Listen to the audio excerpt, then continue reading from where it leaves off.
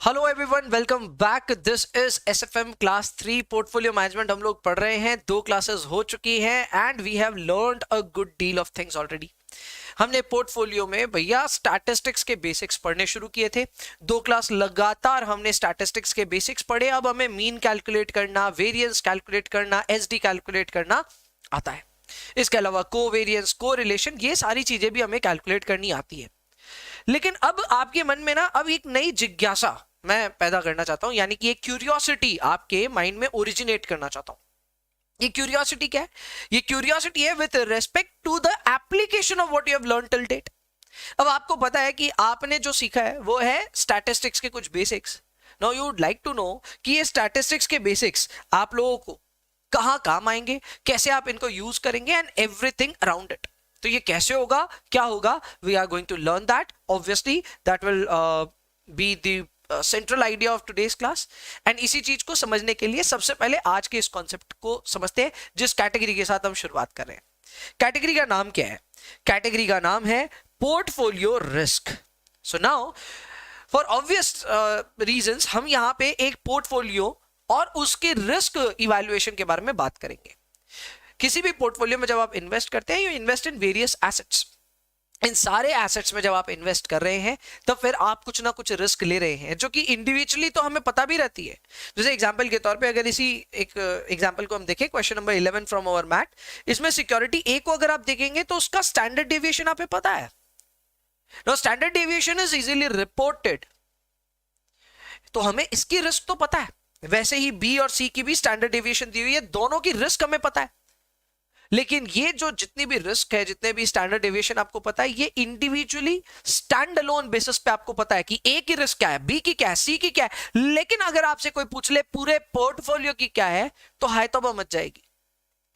मुझे पता है कई बच्चे ना ये सोचेंगे कि भैया एक minute, there is a shortcut, we can apply that. बच्चे ये सोचेंगे कि एक काम करो, यहाँ पे वेट दिया हुआ है। क्या दिया हुआ है? वेट, क्योंकि प्रोपोर्शन इन पोर्टफोलियो दिया ना, तो दिया हुआ है। आप भैया वेटेड एवरेज कर दो, जैसे आप रिटर्न के लिए करते थे। करेक्ट। यही अगर स्टैंडर्ड डेविएशन नहीं होता, ये रिटर्न होता, तब तो मैं वेटेड एवरेज करता ही। I would have done WI into RI और एक कॉलम यहां पे बना लेता।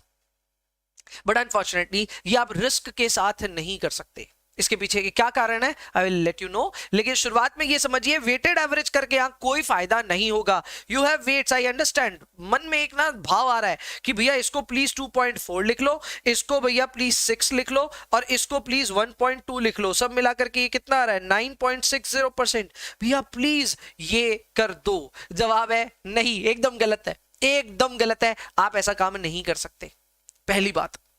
दूसरी बात यह आती है कि ऐसा क्यों नहीं कर सकते, उसके पीछे का सबसे बड़ा रीजन यह है कि आप यहां पे जो मेजर ऑफ रिस्क ले रहे हो वो है स्टैंडर्ड डिविएशन। स्टैंडर्ड डिविएशन के साथ कभी भी कोई भी ऑपरेशन नहीं किया जा सकता। आप स्टैंडर्ड डेविएशन को अगर तोलना मरोड़ना कुछ भी चाहते हैं, आपको पहले वेरिएंस के रूप में जाना पड़ेगा। Now this is some certain thing which you will learn gradually, आप सीखते जाओगे। अभी फर्स्ट टाइम मैंने ये इंट्रोड्यूस किया है कि स्टैंडर्ड डेविएशन को कभी भी किसी भी चीज के साथ में ना डायरेक्ट यूज नहीं कर सकते, खास करके उसको अडॉप्ट करके कुछ नई चीज जनरेट नहीं कर सकते। करेक्ट।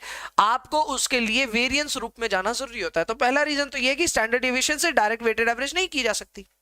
तो भी कुछ बच्चे ऐसे होंगे जो बोलेंगे कौन सी बड़ी बात है, वेरिएंस कर लेते हैं फिर इसका वेटेड एवरेज कर लेंगे। आपको जो करना है बिंदास करो, मैं मनाही नहीं करूंगा, लेकिन हर चीज में समस्या आएगी। समस्या क्या आएगी समझिए। अगर आप स्टैंडर्ड डेविएशन को खामखा स्क्वायर करके वेरिएंस पे पहुंचते हैं तो वेट बोलेगा मैं भी तो हूं, मेरे को भी स्क्वायर करो। आप समझो इस बात को, एकदम लॉजिकली आप समझो इस बात को कि अगर आपको स्टैंडर्ड डेविएशन ही निकालना है लास्ट में, करेक्ट, आप बोल रहे हो स्टैंडर्ड डेविएशन से हम कोई काम कर नहीं सकते, तो कोई बात नहीं, इसको स्क्वायर करेंगे और इससे वेरिएंस निकाल लेंगे। तो आप यहां पे सिग्मा स्क्वायर को लेकर के ऑपरेट करने वाले हो। लेकिन यहां ये बात समझो कि आपने खामखा अपने स्टैंडर्ड डेविएशन को स्क्वायर करना है, तो वेट बोलेगा मेरे को भी स्क्वायर करो, और इसीलिए वेट का भी स्क्वायर करना होगा खामखा। मैं जानता हूं ये सब खामखा होगा, लेकिन करना पड़ेगा। यानी हमने स्टैंडर्ड डेविएशन को भी जबरन स्क्वायर किया है, वेटेड एवरेज या वेट्स को भी जबरन स्क्वायर किया है। अब आपके मन में यह आएगा कि क्योंकि आप जबरन स्क्वायरिंग करा रहे हो ना भैया, लास्ट में अंडर रूट लगवाने वाले हो। एकदम सही सोच रहे हो आप। मैं लास्ट में डेफिनेटली अंडर रूट लगाऊंगा, क्योंकि खामखा स्क्वायरिंग जो हो रही है ना, वो खामखा स्क्वायरिंग अपने को मंजूर नहीं है। अपने उसको वापस रिवर्स करने के लिए लास्ट में एक अंडर रूट जरूर अप्लाई करेंगे, लेकिन और एक कैच है। और एक कैच क्या है भैया, समझाओ। मैं समझा रहा हूं। अभी के लिए पहले सिंपल करता हूं कि हम क्या अभी तक सोच पाए हैं। मैंने आपको यह कहा कि अगर आपको पोर्टफोलियो का रिस्क कैलकुलेट करना है तो आप weight of A, standard deviation of A plus weight of B, standard deviation of B plus weight of C, standard deviation of C नहीं कर सकते। ये मैंने मना कर दिया आपको। मैंने कहा ये काम करना पॉसिबल नहीं है। इसका मैंने रीजन ये दिया कि स्टैंडर्ड डेविएशन जो होता है उसके साथ कोई भी तरह का ऑपरेशन नहीं किया जा सकता। आगे जाकर के आप हिलर्स रूल समझेंगे, उस हिलर्स रूल में और बेहतर तरीके से हम समझेंगे कि क्यों ये काम होता है। लेकिन हाँ, फिलहाल के लिए ये समझ लीजिए कि स्टैंडर्ड डेविएशन के साथ कोई भी तरह का आप वेटेड एवरेज, सिंपल एवरेज नहीं कर सकते, तो दैट्स नॉट अलाउड। फिर मैंने बोला एक काम करते हैं, सिग्मा को ना जबरन वेरिएंस में कन्वर्ट कर देते हैं, स्क्वायर कर देते हैं। So what we are going to do, we are going to square up both the sides. These sides are not equal, correct? So we are going to square up both the sides. जब हम square up करेंगे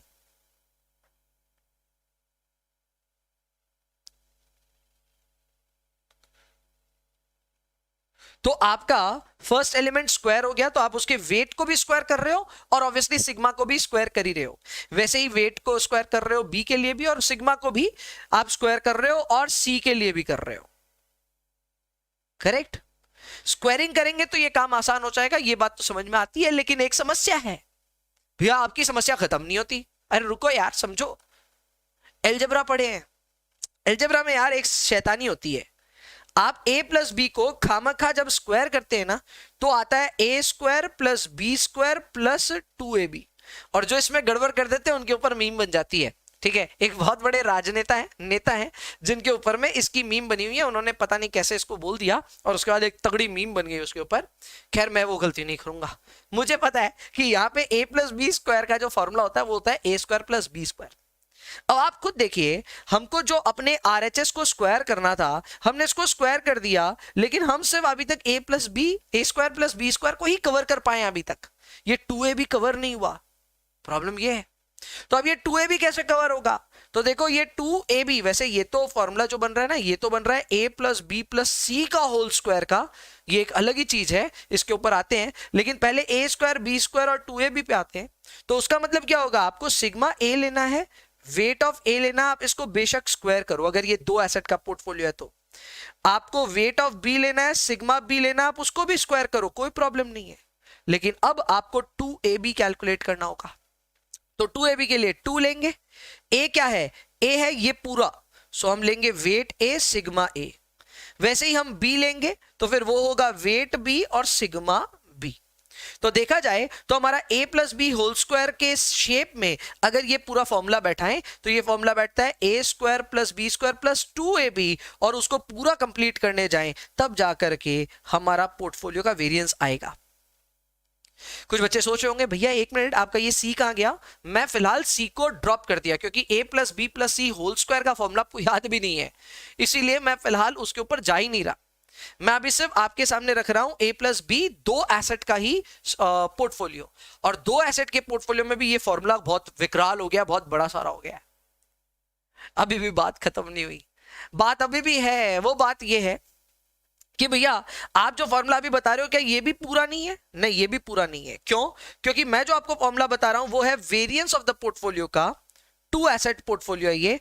2 asset portfolio मतलब there are only 2 assets, A and B। तो A का weight लेना है, उसका आपको सिग्मा लेना है, इसको स्क्वायर कीजिए। आपको B का वेट लेना है, उसका सिग्मा लेना है, उसको भी स्क्वायर कीजिए। आपको 2 into W A into sigma A into W B into sigma B करना, यहां तक सब ठीक है। आपने a plus B whole square के फॉर्मूले को अच्छे से एकदम खोल करके रख दिया, एंड आपने क्या यूज किया? a square plus B square plus 2ab। तो यहां तक सब ठीक है। पर अब क्या प्रॉब्लम है भैया? अब प्रॉब्लम यह है कि आपका अलजेब्रा में ना a और b दोनों इंडिपेंडेंट वेरिएबल्स होते हैं। मैं ज्यादा गहराई में नहीं जाऊंगा, मैं ऐसे ही आपको समझा रहा हूं कि ए का बी से और बी का ए से कोई ताल्लुकात नहीं है, दोनों एक दूसरे के साथ में रिलेटेड नहीं है अलजेब्रा में। पर ये तो अलजेब्रा नहीं है, this is real life. Real life में हर एसेट दूसरे एसेट से को रिलेटेड होता है। आप गौर करके देख लो, कोविड जब आया था, कोविड के टाइम पे स्टॉक मार्केट क्रैश हो रहा था, मैं मानता हूं स्टॉक मार्केट क्रैश हो रहा था, पर और सारे मार्केट्स भी बचे नहीं थे। गोल्ड और बाद बाकी जितने भी इंक्लूडिंग रियल एस्टेट, सभी के तो दाम एक बार के गिरे थे। अब आप खुद सोचो, आप पोर्टफोलियो लेके बैठे हो, आपके पोर्टफोलियो में स्टॉक्स भी, आपके पोर्टफोलियो में रियल एस्टेट भी है, गोल्ड भी है, सब कुछ है, लेकिन कोविड आया और उसके वजह से सब के सब गिर रहे हैं। तो ये तो सभी एक दूसरे से रिलेटेड हुए ना, एक को देख के दूसरा गिर रहा है। वो कहते हैं ना, खरबूजे को देख के खरबूजा रंग बदल रहा है, एग्जैक्टली वही काम हो रहा है यहाँ तो।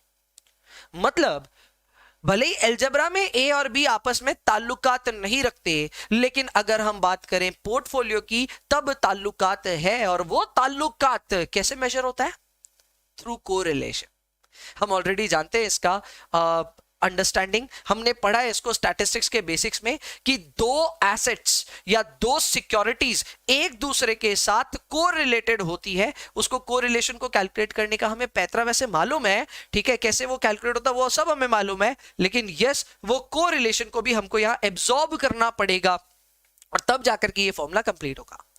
बात आती है वो एब्जॉर्ब कहां होगा, तो मैं आपको बता दूं वो एब्जॉर्ब होगा आपके 2AB वाले सेगमेंट में, करेक्ट, वो एब्जॉर्ब होगा 2AB वाले सेगमेंट में, एंड तभी जाकर के it will become 2WA sigma A WB sigma B correlation of AB. So what you are doing here, आप सारा formula A plus B whole square वाला सेगमेंट में ही जा रहे हो, A square plus B square plus 2AB, बस आप कोरिलेशनशिप को एडिशनली यहां पे यूज करोगे। ये कोरिलेशनशिप क्यों यूज हो रहा है, फिर से याद रखना, this is because of the relationship between A and B. In algebra we do not have any relationship, but in portfolio assets are related with each other.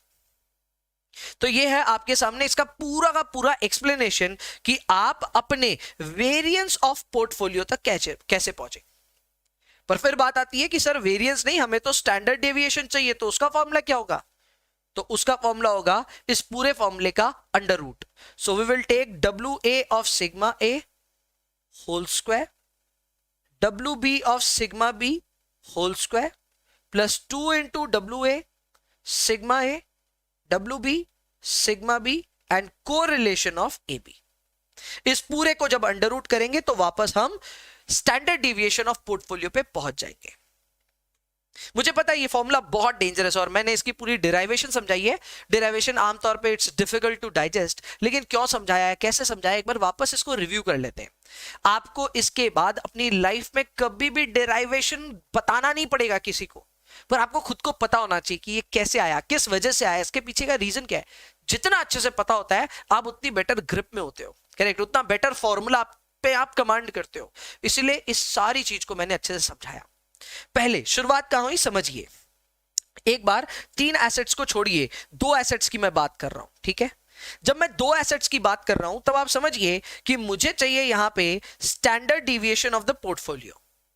तो हमारे मन में एक बात आई कि जिस तरह रिटर्न के केस में हम वेटेड एवरेज करते हैं, उसी तरह स्टैंडर्ड डिविएशन के केस में भी वेटेड एवरेज कर देना चाहिए, पर वो अनफॉर्चुनेटली गलत था।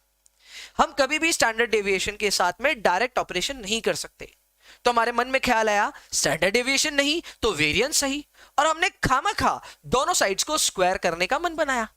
आप देख सकते हैं सिग्मा पी को सिग्मा पी स्क्वायर किया, यानी कि वेरिएंस ऑफ द पोर्टफोलियो बताया, और जो राइट साइड थी उसको भी स्क्वायर करने गए।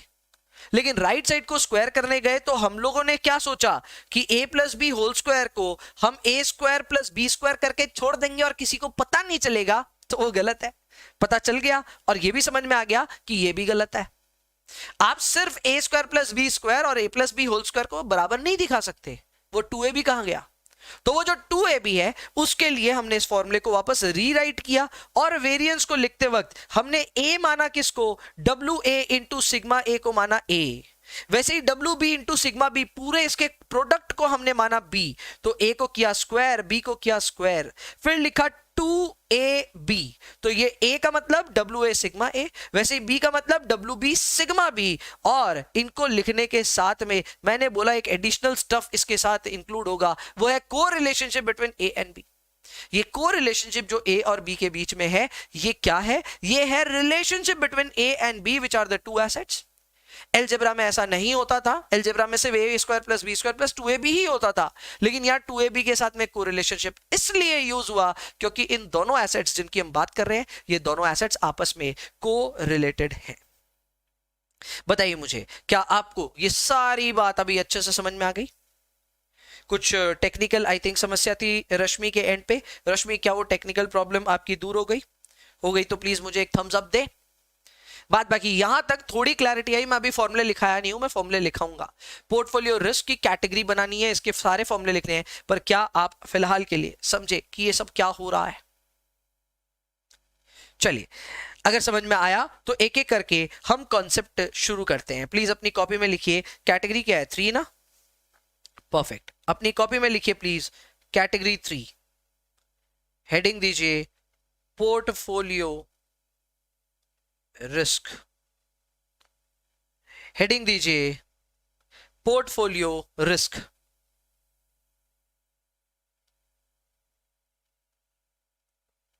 Please give the heading portfolio risk.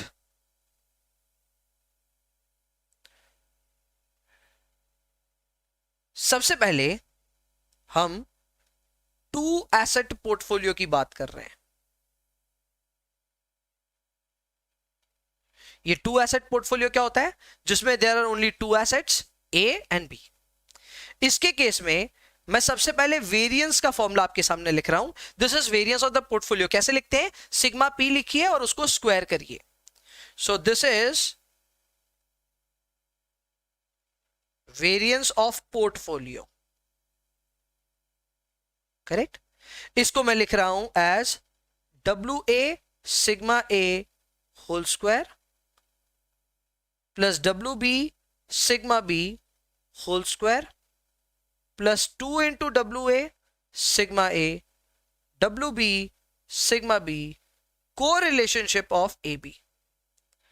आप देख सकते हैं कि इसको लिखते वक्त मैंने जरा सा भी डेरिवेशन की तरफ हिंट भी नहीं किया। कॉपी में डेरिवेशन लिखने की कभी भी जरूरत नहीं होती, डेरिवेशन को समझना जरूरी है। हमने समझा है इसको कि ये कैसे आया, कैसा इसका अलजेब्रा के पीछे लॉजिक है, वो सारा चीज समझा है, लेकिन इसको कॉपी में उतारने की जरूरत नहीं है। अब इसी के बाद हमको इसका वेरिएंस के बाद स्टैंडर्ड डेविएशन चाहिए, तो हम क्या करेंगे? Under root. सो ये सेम फॉर्मूला वापस लिखिए, लेकिन अंडर रूट के अंदर।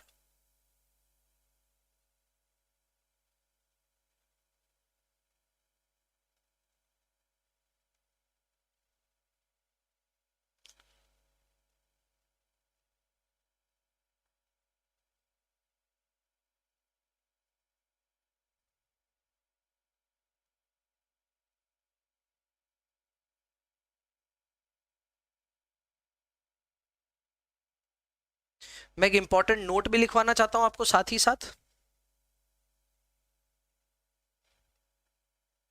वो इंपॉर्टेंट नोट ये है कि हमें पता है कि को रिलेशनशिप जो होता है ना, उसका फॉर्मूला होता है covariance of A B divided by sigma A sigma B. हमें यह बात पता है कि जो को रिलेशनशिप होता है उसका फॉर्मूला क्या होता है? Covariance of A and B.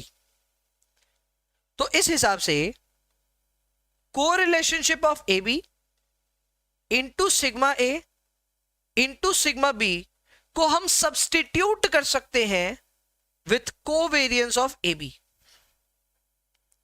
बस यहीं पे एक छोटा सा कैच है। आप इस फॉर्मूले को अगर देखेंगे तो इस फॉर्मूले में सिग्मा ए सिग्मा बी और को रिलेशनशिप तीनों एक जगह प्रोडक्ट हो रहे हैं, तीनों एक दूसरे से एक प्रोडक्ट हो रहे हैं और तीनों यहां पे कैलकुलेशन में आ रहे हैं। इसीलिए हम क्या करने वाले हैं? हम को रिलेशनशिप सिग्मा ए और सिग्मा बी इन तीनों के प्रोडक्ट को we are going to substitute with covariance of A B. We are going to substitute with covariance of A B. कैसे होगा भैया ये? आइए इसके ऊपर में भी एक फॉर्मूला लिख लीजिए। एक और फॉर्मूला लिखिए प्लीज। लिखिए therefore sigma P is equal to, एक और छोटा सा फॉर्मूला और लिखो, लिखिए W A sigma A whole square, W B sigma B whole square, 2 into W A W B. आप डब्ल्यू ए डब्ल्यू बी लिखिए, लेकिन सिग्मा सिग्मा मत लिखिएगा, सीधा लिखिए कोवेरियंस ऑफ ए बी, सीधा लिखिए covariance of A B. Why is it so? क्योंकि कोवेरियंस का लिखने का मतलब ही हो गया कि हम इसमें कोरिलेशनशिप भी ले रहे हैं, सिग्मा ए भी ले रहे हैं और सिग्मा बी भी ले रहे हैं. So we are taking everything within this, and that is why substitution with the name of covariance can work here.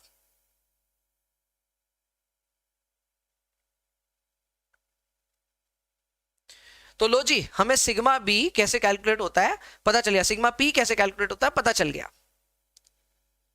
लेकिन यहां बात खत्म नहीं होती, हमने सिर्फ 2 एसेट पोर्टफोलियो के ऊपर बात करी है. अब एक 3 एसेट पोर्टफोलियो पे बात करनी है, लेकिन इससे पहले कि हम 3 एसेट पोर्टफोलियो में जाएं, पहले उसके एल्जेब्रिक इक्वेशन को समझ लेते हैं. a plus B plus C whole square का जो इक्वेशन होता था वो होता था a square plus B square plus C square. यहां तक सीधा है. फिर क्या होता था? Plus 2ab plus 2bc plus 2ca. आप समझो, पहले a और b, फिर b और c, और फिर c और a. तो ये जो ओवरऑल इक्वेशन बनता था वो बनता था इतना बड़ा. जाहिर सी बात है, आपको समझ में आ रहा है भैया, ये आप 3 एसेट वाले पोर्टफोलियो में करोगे तो ये बहुत बड़ी इक्वेशन बनने वाली है. एब्सोल्युटली बनेगी, हम डरते नहीं है, हम करेंगे, सुकून से इसको सॉल्व करेंगे. लेकिन हाँ, ये इक्वेशन है अलजेब्रा में, ये याद रख लेना. तो इसी के इर्द गिर्द अपनी इक्वेशन बनेगी. और ध्यान रखना, हम जब 2ab लेंगे तो सिर्फ 2ab नहीं लेंगे, we will also take correlationship between a and b. जब हम B और C लेंगे, then we will take correlationship between B and C. ऐसे ही जब हम CA लेंगे तब हमें लेना पड़ेगा कोरिलेशनशिप बिटवीन C एंड A. क्या ये बातें समझ में आ रही? परफेक्ट. तो जब अपने समझ में आ रहा है तो अपने आगे बढ़ते हैं और आइए लिखते हैं 2 number point. 3 asset portfolio.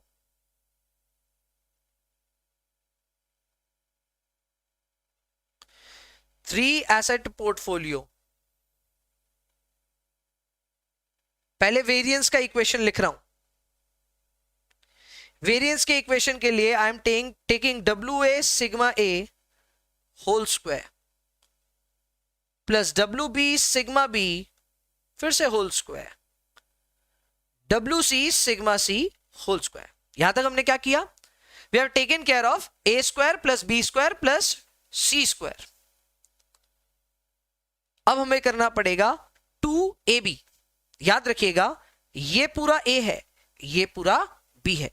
So what we need to do here, we will do 2 into W A sigma a, wb sigma b, and because correlationship is also present here, so we will take correlationship between ab. Correlationship between ab. ये हुआ 2ab का काम. अब 2bc करना है, तो उसके लिए 2wb sigma b, wc sigma c, and correlationship between b and c.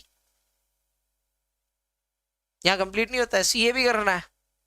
So we will again take plus 2 into W A sigma A and W C sigma C. याद रखिए, पहले ए बी किया, फिर बी सी किया और फिर सी ए किया. आप चाहे तो कैसे भी इसको रीअरेंज कर सकते हैं, लेकिन तीनों को कंप्लीट करना होगा. And finally correlationship between A and C. Correlationship between A and C. मुझे याद आता है सेकंड क्लास के एंड में मैंने बोला था एक बम फोड़ना रह गया. लीजिए, बम फूटा आपके सामने. आपको समझ में आ रहा है? यार सब समझ में आ रहा है, अलजेब्रा है, सब समझ में आ रहा है, लेकिन इतना बड़ा फॉर्मूला याद कैसे रहेगा? इसमें कोई एक चीज मिस कर दी तो रॉन्ग हो जाएगा. उसकी आप फिक्र ना करो, फॉर्मूला समझ में आ गया ना. इस फॉर्मूले में घिस घिस के, एकदम कलम घिस घिस के हम लोग प्रैक्टिस करने वाले हैं और दुनिया भर के सवाल प्रैक्टिस करेंगे. So you need not worry, there is a lot that will practice and you will not face any problem while applying this formula. So don't worry about it. ये फॉर्मूले का एप्लीकेशन बड़े आराम से हो जाएगा. और जिस तरह हमने वेरिएंस कैलकुलेट किया, उसी तरह एसडी भी कैलकुलेट हो जाएगा, सभी को अंडर रूट में डालना है। बट खामखा इतना नाटक नहीं करेंगे, हम वेरिएंस के फॉर्मूले को लिखेंगे और उसी को अंडर रूट में डाल देंगे। सो इसी की जगह मैंने बस लिख दिया कि जस्ट आपको वेरिएंस लेना है पोर्टफोलियो का और उसको अंडर रूट करना है, you will get your sigma P. याद रखिएगा यहां पे भी वो रूल लगेगा कि आप सिग्मा ए, सिग्मा सी और कोरिलेशन ऑफ एसी को, तीनों को मिला करके कोवेरिएंस ऑफ एसी से रिप्लेस कर सकते हैं, सब्स्टिट्यूट कर सकते हैं। वो ऑप्शन हमेशा खुला है। So sigma A, sigma C into कोरिलेशनशिप। मैं फिर से आपके सामने दुरुस्त कर देता हूं उस बात को, क्योंकि अधिकतर हम भूल जाते हैं, इसलिए वापस बता देता हूं कि जो कोरिलेशनशिप होता है उसका फॉर्मूला होता है covariance divided by sigma A, sigma B. Correct. So ऐसे में अगर हम कोवेरिएंस का फॉर्मूला लिखे, then this will be correlationship into sigma A into sigma B. Clear. तो आप correlation into sigma A into sigma B को चाहे तो कोवेरिएंस ऑफ ए बी लिख सकते हैं। Clear, perfect. ये था आपके लिए 3 एसेट पोर्टफोलियो। 3 नंबर पॉइंट लिखिए।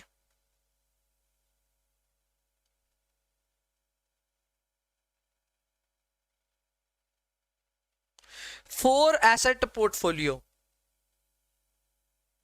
बाद में देखेंगे, अभी मुझे पता है अभी इसको डिस्कस करने जाएंगे बहुत बड़ी समस्या हो जाएगी, बहुत बड़ा फॉर्मूला बनेगा, कोई सोच ही नहीं है, मुझे नहीं जाना है 4 एसेट पोर्टफोलियो में। फिलहाल मैं एकदम स्टूडेंट माइंडसेट के साथ काम करता हूं, मुझे पता है स्टूडेंट यहाँ पे हैंड्स अप ऑलरेडी कर चुका है, बोला क्या किधर किधर जा रहे हो भैया, अब इसके आगे नहीं जाएंगे तो 4 एसेट नहीं डिस्कस करेंगे। लेकिन ये जरूर मैं डिस्कस करना चाहता हूं कि सीएमए इंस्टीट्यूट आखिर हमसे चाहता क्या है। 4 एसेट पोर्टफोलियो, आपको पता है सीए फाइनल एसएफएम के सिलेबस में भी नहीं है। Yes, you have heard it, एकदम राइट। वहां पे भी 4 एसेट पोर्टफोलियो पूछ करके तंग नहीं करते। यहां पे इंस्टीट्यूट ने बुक में डाल रखा है 4 एसेट पोर्टफोलियो का फॉर्मूला के समेत पूरा सॉल्यूशन। मैंने भी हल्के में लिया था इनिशियली, क्या थोड़ी ना पूछेगा, तो एग्जाम पास्ट एग्जाम्स में जाकर के देखा इन्होंने पूछा भी है। मतलब भैया सीएमए इंस्टीट्यूट पे कोई भरोसा नहीं है, हमें पूरा काम करना पड़ेगा। अगर उन्होंने 4 एसेट पोर्टफोलियो को हमारे सिलेबस में डाला है, हमको उसको पढ़ के जाना पड़ेगा, सवाल भी बनाने पड़ेंगे, प्रैक्टिस भी करनी पड़ेगी और एग्जाम में आएगा तो सॉल्व भी करना पड़ेगा। लेकिन सब कुछ अभी का अभी नहीं हो सकता। 4 एसेट पोर्टफोलियो होगा, थोड़ा सा रुक करके होगा, अभी फिलहाल उसकी जरूरत नहीं पड़ेगी। We can go on to calculate all the risk of the portfolio, सारे सवाल बना सकते हैं, कोई समस्या कहीं नहीं होगी। तो ये हो गया अपना 4 एसेट पोर्टफोलियो भी इधर। आते हैं इसके अलावा कुछ और चीजें पढ़नी है, जैसे कि 4 नंबर पॉइंट, वापस बीटा पढ़ते हैं एक बार, वापस बीटा पढ़ते हैं। बीटा का फॉर्मूला याद हुआ या नहीं? चलो नहीं भी हुआ माफ किया। अगर आपको बीटा किसी एसेट का कैलकुलेट करना है तो आपको चाहिए covariance of the asset and the market.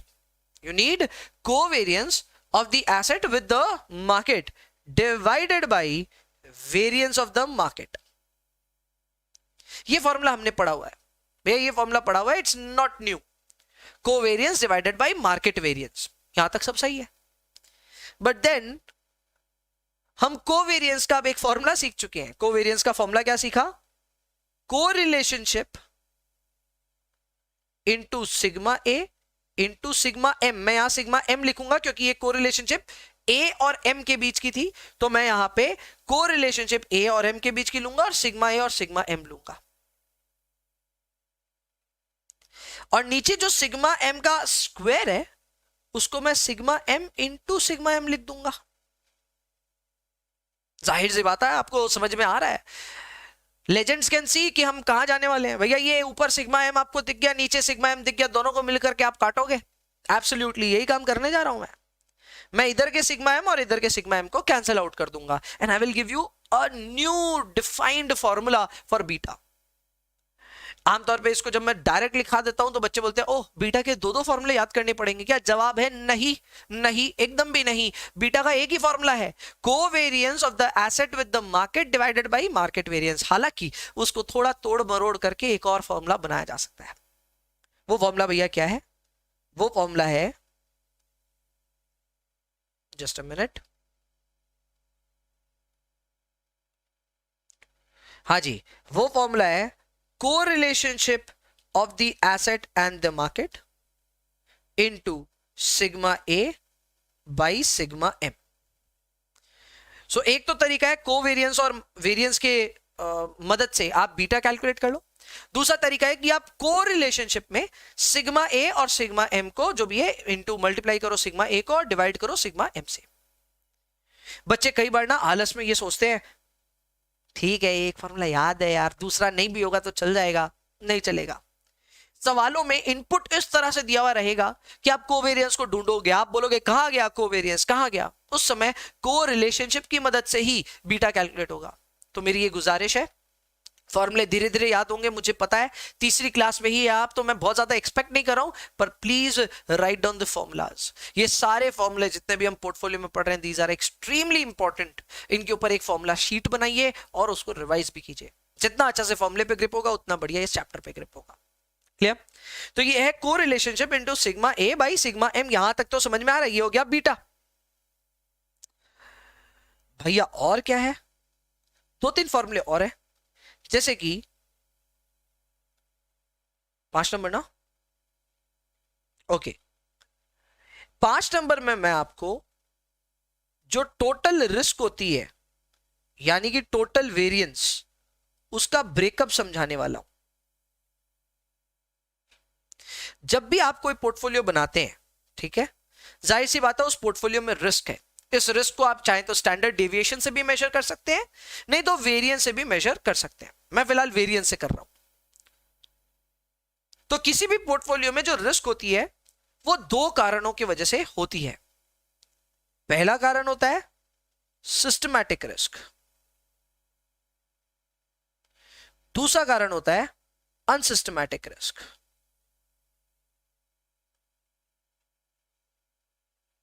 पहला कारण सिस्टमैटिक रिस्क, दूसरा कारण अनसिस्टमैटिक रिस्क। अब मेरी बात सुनिए, मैं थोड़ा ब्रूटल एग्जांपल लेने वाला हूं, ठीक है, मैं थोड़ा ब्रूटल एग्जांपल लेने वाला हूं। प्लीज मुझे माफ कीजिएगा अगर आपकी भावनाएं उससे हर्ट होती है, लेकिन death is inevitable, correct?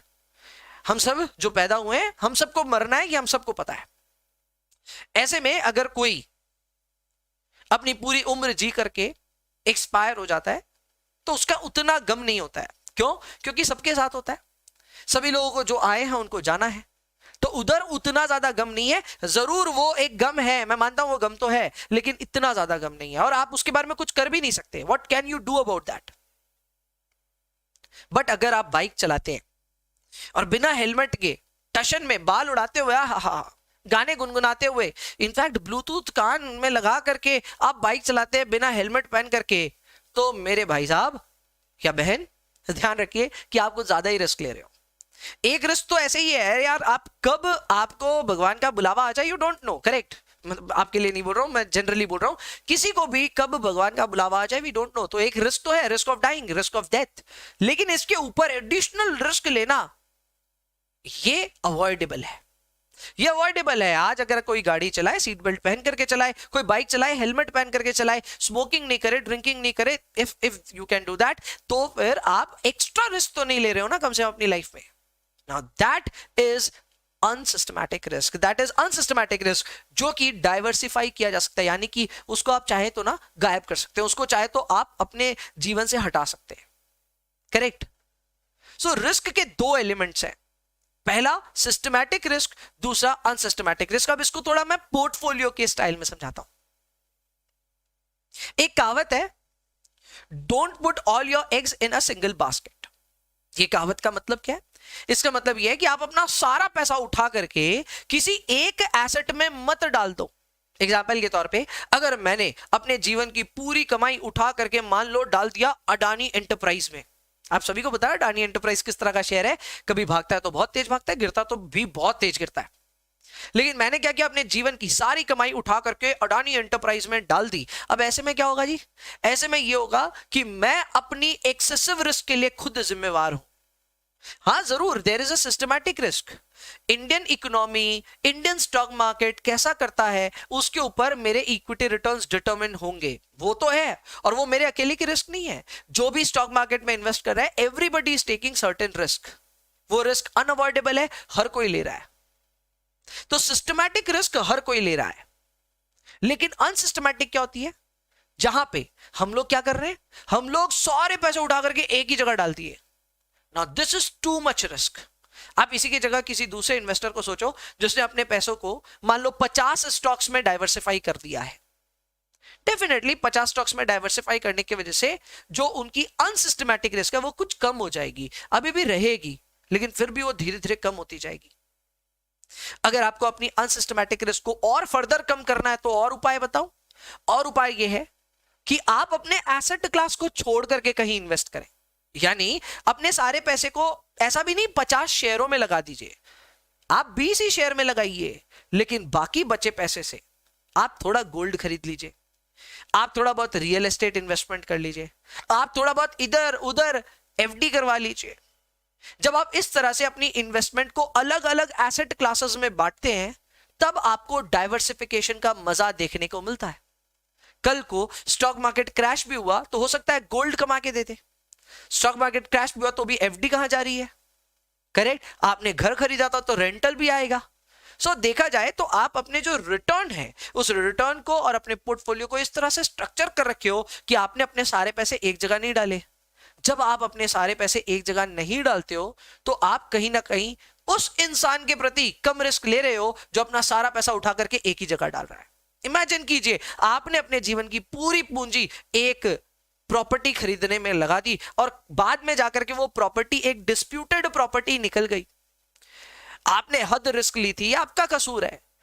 Systematic risk समझ में आता है। देखो रियल एस्टेट में अगर आप इन्वेस्ट कर रहे हो किसी के भी साथ हो सकता है कि एक डिस्प्यूटेड प्रॉपर्टी निकल जाए और आपको नुकसान हो जाए, बट किसने कहा था अपने सारे पैसे उठा के डालने को? ये डिसीजन जो आपने लिया इसके वजह से आपने अपने पोर्टफोलियो को डाइवर्सिफाई नहीं किया और डाइवर्सिफाई नहीं करने की वजह से एक्सेसिव रिस्क ले रहे थे। वो एक्सेसिव रिस्क होती है अनसिस्टमैटिक रिस्क। इसीलिए आप समझिए कि अनसिस्टमैटिक रिस्क जो होती है ना उसको हम डाइवर्सिफाइबल रिस्क भी कहते हैं, यानी कि आप चाहें तो इस रिस्क को डाइवर्सिफाई कर सकते हैं, आप चाहें तो इसको एलिमिनेट कर सकते हैं अपने पोर्टफोलियो में से। आपके मन में ख्याल आएगा क्या सिस्टमैटिक रिस्क को भी कर सकते हैं? नहीं, सिस्टमैटिक रिस्क को हेज किया जा सकता है, वो एक डिफरेंट अफेयर है, लेकिन सिस्टमैटिक रिस्क को एलिमिनेट नहीं किया जा सकता। आप अनसिस्टमैटिक रिस्क को एलिमिनेट कर सकते हो, खत्म कर सकते हो, खुद से कर सकते हो, लेकिन सिस्टमैटिक रिस्क यूजुअली लेनी ही पड़ती है, लेकिन उसको भी हेज किया जा सकता है, उसके भी प्रति आप खुद को इंश्योर कर सकते हो। अब इसका ही एग्जांपल ले लेते हैं। डेथ सबको आनी है, करेक्ट, बट डेथ से होने वाले फाइनेंशियल लॉस को कम करने के लिए, इसी के लिए तो हम टर्म इंश्योरेंस या फिर लाइफ इंश्योरेंस लेते हैं ना। कल को किसी का अनटाइमली डेथ हो जाए, बहुत अर्ली डेथ हो जाए और एक अर्निंग मेंबर का डेथ होता है तो फिर पूरे परिवार पे एक फाइनेंशियल कंस्ट्रेंट आ जाता है।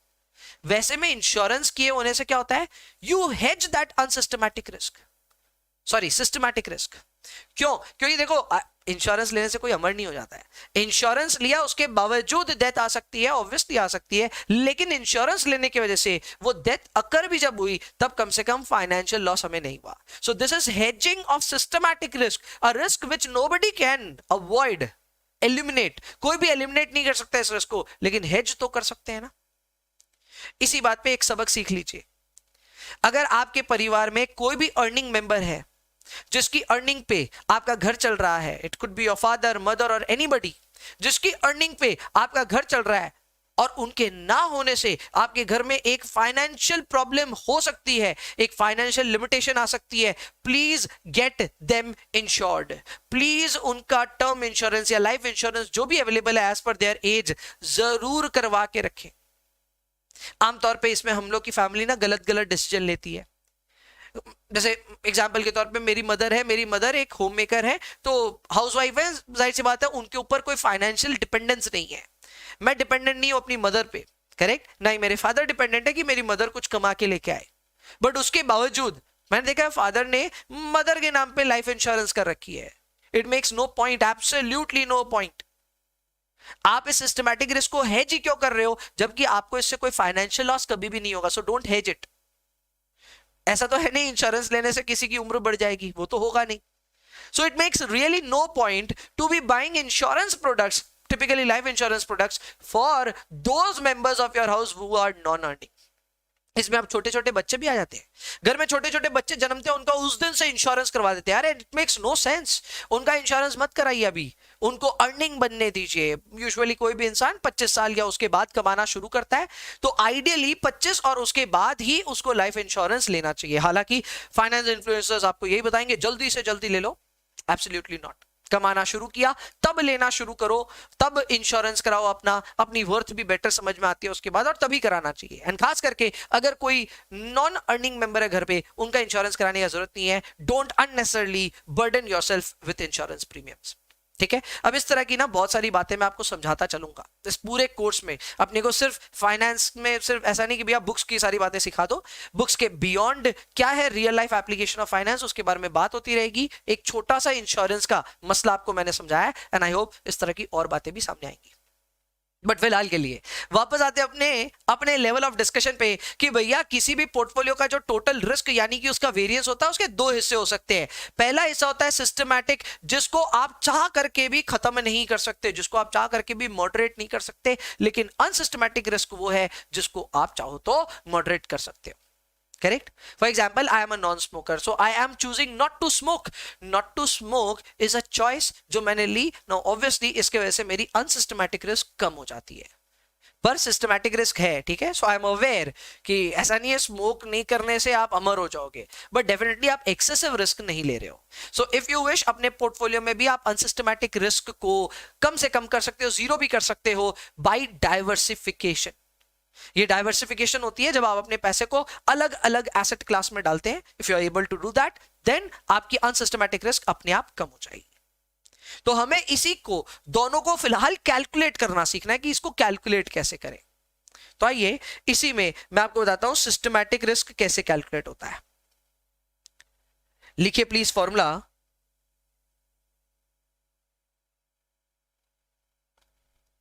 Systematic risk is equal to beta of the asset, market का स्टैंडर्ड डेविएशन, इन दोनों का स्क्वायर, इन दोनों का square. So systematic risk is equal to, आप चाहें तो इसको ऐसे भी बोल सकते हैं, बीटा स्क्वायर इनटू मार्केट का वेरिएंस। आप चाहें तो ऐसा भी बोल सकते हैं।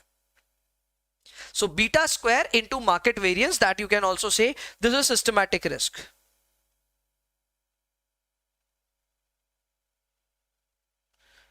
तो फिर भैया अनसिस्टमैटिक रिस्क का फॉर्मूला क्या होगा? फिलहाल मैं आपको इसका फॉर्मूला नहीं सिखा रहा हूं, आगे सिखाऊंगा, फर्दर क्लासेस में सिखाऊंगा। लेकिन इसका फॉर्मूला होगा फिलहाल के लिए इजी वाला, total risk minus systematic risk. आपको सवाल में वेरिएंस ऑफ द पोर्टफोलियो तो पता ही होगा, correct? So variance of the portfolio जब आपको पता होगा, आप उसमें से माइनस कर देंगे अपने सिस्टमैटिक रिस्क को, करेक्ट? और आपका सिस्टमैटिक रिस्क क्या होगा? Beta of the portfolio into market standard deviation का स्क्वायर। सो इसका फॉर्मूला क्या बनेगा? Sigma P square which is variance of the portfolio minus beta P into sigma M square. इससे आपका अनसिस्टमैटिक रिस्क निकल जाएगा। हालांकि ये कोई अलग से फॉर्मूला नहीं सिखा रहा हूं मैं बस ये कह रहा हूं टोटल रिस्क में से आप सिस्टमैटिक को माइनस कर दो, बचा जो वो सारा अनसिस्टमैटिक होगा। लो जी, दोनों रिस्क हमने सीख ली, सिस्टमैटिक अनसिस्टमैटिक दोनों मिलाकर के टोटल रिस्क होती है, हमने फॉर्मूला सीख लिया। एक और फॉर्मूला हम सीखते हैं, अलग से एक पॉइंट है, 6 नंबर पॉइंट लिखिए, कोवेरियंस। एक और फॉर्मूला लिखेंगे कोवेरियंस का। हम जानते हैं कोवेरियंस का जो फॉर्मूला होता है वो होता है correlationship of A B into sigma A into sigma B. ये फॉर्मूला हम ऑलरेडी जानते हैं, करेक्ट? ये फॉर्मूला हम ऑलरेडी जानते हैं, करेक्ट? लेकिन इसका और एक फॉर्मूला बनता है, वो बनता है beta of A into beta of B into market variance, into market variance. ये फॉर्मूला जरूर से लिखें। दोनों बीटास को आपस में मल्टीप्लाई करें और उसको मार्केट वेरिएंस के साथ में मल्टीप्लाई कर दें। आपके माइंड में आएगा ये फॉर्मूला कहां से आया भैया? तो कुछ नहीं, अभी आपने सिस्टमैटिक रिस्क में क्या किया था, बीटा ए का लिया और मार्केट का वेरिएंसी लिया, बीटा का स्क्वायर किया था, करेक्ट। जब आप बीटा का स्क्वायर कर रहे थे तब इसलिए स्क्वायर कर रहे थे क्योंकि आपके पास एक ही एसेट था बीटा ए, तो आप उसके साथ ये काम कर रहे थे। बट जब आप कोवेरियंस करते हैं तो आप दो दो एसेट्स के साथ डील कर रहे हैं, तो आप क्यों सिर्फ बीटा ए को बीटा ए से मल्टीप्लाई कर रहे हैं, आपके पास दो वेरिएबल्स हैं तो आप बीटा ए और बीटा बी दोनों को ले सकते हैं। So we will take beta A into beta B into variance of the market. Variance of the market constant है, वो पहले भी था अभी भी है, बस बीटा अलग अलग लिया है। Now this is very similar to the concept of covariance and variance जो मैंने कवर किया था आई थिंक फर्स्ट क्लास में। फर्स्ट क्लास में मैंने आपको बताया था कि वेरिएंस और कोवेरियंस में एक हल्का सा फर्क है और वो हल्का सा फर्क यहां पे भी नजर आ रहा है। हमने सिस्टमैटिक रिस्क जब कैलकुलेट करी तब बीटा ए का स्क्वायर लेकर के मार्केट वेरिएंस से मल्टीप्लाई किया था। यहां पे बीटा ए का स्क्वायर करने की जरूरत नहीं है, यू हैव बीटा ए ले लो, बीटा बी भी है ले लो, और फिर मार्केट वेरिएंस से उसको मल्टीप्लाई करता। परफेक्ट। इसी के साथ में लगभग 45 मिनट तक नॉन स्टॉप डिस्कशन होते हुए हमने कैटेगरी 3 से संबंधित जितने भी फॉर्मूले समझने थे समझ लिए। अब कैटेगरी 3 के एक एक करके क्वेश्चंस बनाने का वक्त है। क्वेश्चंस बनाने में टाइम लगेगा, सो आपको थोड़ा हड़बड़ नहीं मचाना है। ये एक अच्छी कैटेगरी है, questions are of good standard, मेरे साथ ही रहना है एंड एक एक करके हर सवाल को कंप्लीट जब हम करेंगे तो मुझे आपको फीडबैक देना है कि आपको सवाल समझ में आया कि नहीं। फिलहाल हम शुरुआत कर रहे हैं विद क्वेश्चन नंबर 11। तो आइए सबसे पहले अपनी बुक में आ जाइए और क्वेश्चन नंबर 11 को देख लीजिए। ये अपना क्वेश्चन नंबर 11 अपने सामने एक बार अच्छे से आपके सामने रख देता हूं। चल, इस सवाल में गौर कीजिएगा। आपको यहां पे 3 सिक्योरिटीज दी है, तो ये एक 3 एसेट पोर्टफोलियो है। इसका जो फॉर्मूला होता है वो होगा A square plus B square plus C square plus 2ab plus 2bc plus 2ca। ये वाला फॉर्मूला होता है। जाहिर सी बात है कोरिलेशनशिप भी यूज में आता है। अब यहां पे आपके पास में ए जो होता है वो होता है weight of A into sigma of A. तो आपको ये चेक करना है कि क्या आपके पास वेट और सिग्मा दोनों है। तो हाँ जी है, सिग्मा हमारे पास है, सिग्मा है 8, 12 और 6, और वेट भी हमारे पास है जो कि है 0.3, 0.5 and 0.2। So we have got everything. हमारे पास WA sigma A, WB sigma B, WC sigma C भी है। इसके अलावा कोरिलेशन कोएफिशिएंट दिए हुए हैं जो कि जरूरत थी हमें इनकी। हमें यहां पे चाहिए था कोरिलेशनशिप ऑफ AB, यहां चाहिए था कोरिलेशनशिप ऑफ BC और यहां चाहिए था कोरिलेशनशिप ऑफ CA। तो अब सबके कोरिलेशनशिप जब हमारे सामने है तो हम इसको यूज करेंगे and we will try to find out the risk of the portfolio, यानी सिग्मा P कैलकुलेट करने का चेष्टा करेंगे। तो आइए ये कैलकुलेशन कैसे होगा कॉपी में करते हैं, फॉर्मूला लिख करके पूरा सॉल्व करते हैं। आ जाइए please, let's write down solution to illustration number 11।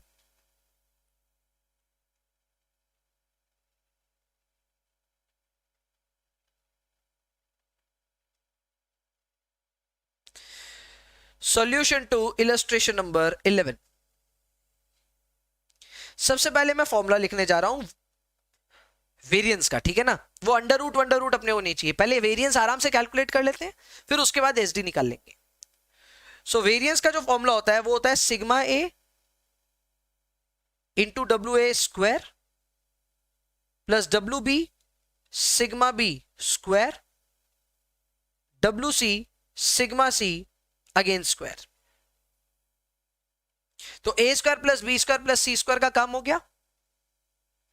इसके अलावा मैं इसमें लूंगा 2WA sigma A WB sigma B and I will take correlationship of AB। ये हो गया 2AB। अब मुझे करना है 2BC। So 2WB sigma B WC sigma C and correlationship of BC। वैसे correlationship of B with C या C with B निकाल लो, दोनों एक ही चीज है। यानी BC का कैलकुलेशन करो या CB का कैलकुलेशन करो, एक ही बात है, कोई फर्क नहीं है। और आखिर में CA करना है। So 2WA sigma A WC sigma C correlationship of AC, correlationship of AC।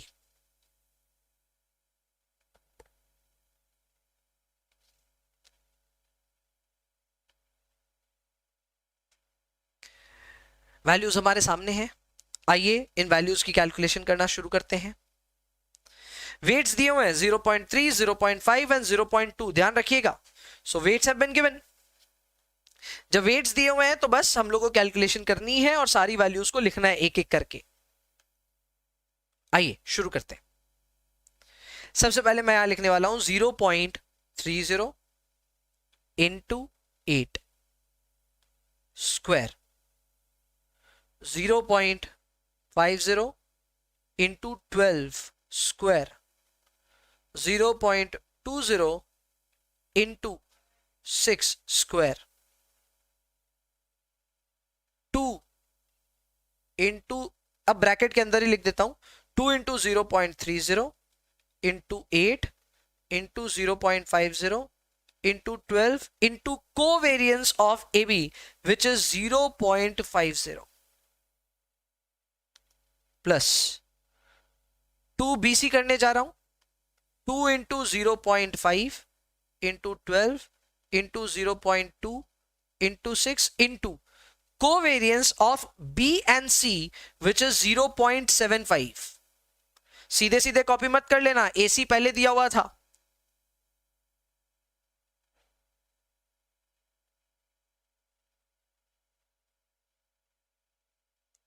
2 into 0.3 into 8 into 0.2 into 6 into minus 0.40 into minus 0.40।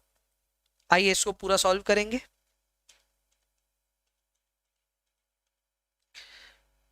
5.76, 36, 1.44,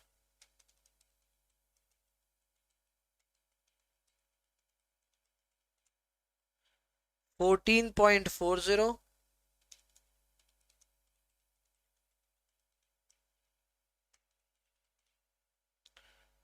10.80, minus में आएगा लास्ट वाला, याद रखिएगा लास्ट वाला माइनस में आएगा।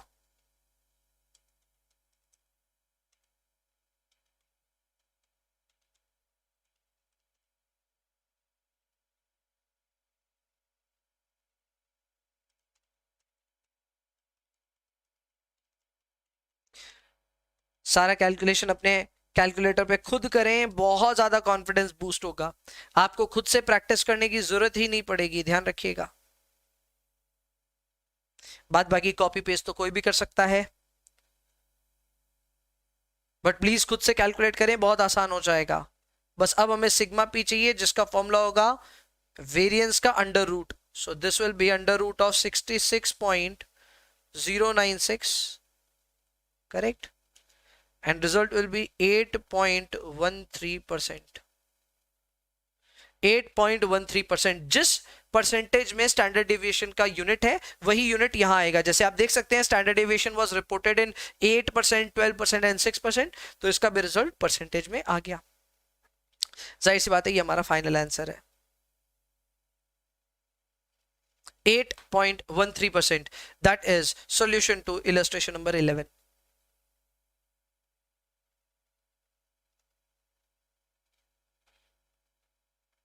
कॉपी कर ले आराम से जिनका बाकी है।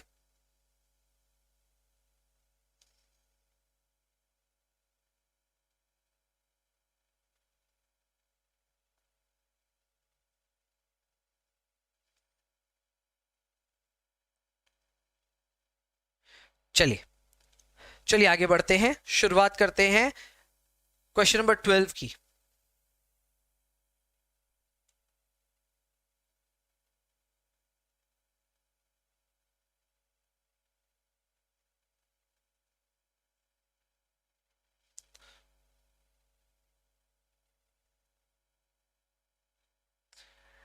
आइए जी, क्वेश्चन नंबर 12 अपने सामने ये रहा।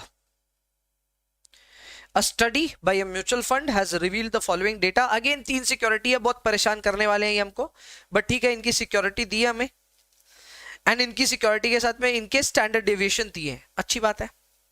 वेट्स नहीं दिया भाई, समस्या आई है। They have not told us weights क्या इनके, देखेंगे। को रिलेशनशिप विद द मार्केट दिया है, एक मिनट, विद द इंडेक्स दिया है, दिस इज गुड। नाउ इन्होंने हमें क्या दिया है, को relationship of the asset with the market. समझ में आ रही है बात, क्यों दिया है, क्लियर है एकदम।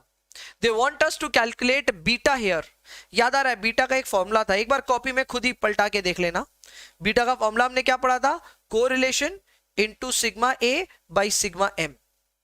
एक बार चेक कर लेना, कोरिलेशन ऑब्वियसली ए और एम का हम ले रहे हैं, तो ये हमने फॉर्मूला पढ़ा था, correlationship of A sigma A by sigma M. क्यों दे रहा है ये सारा इनपुट, देख के ही समझ में आ रहा है, कोरिलेशनशिप और सिग्मा दे चुका है, अब बस सिग्मा एम देना बाकी है, जो कि नीचे मुझे दिख भी गया। चलो ये भी हो गया।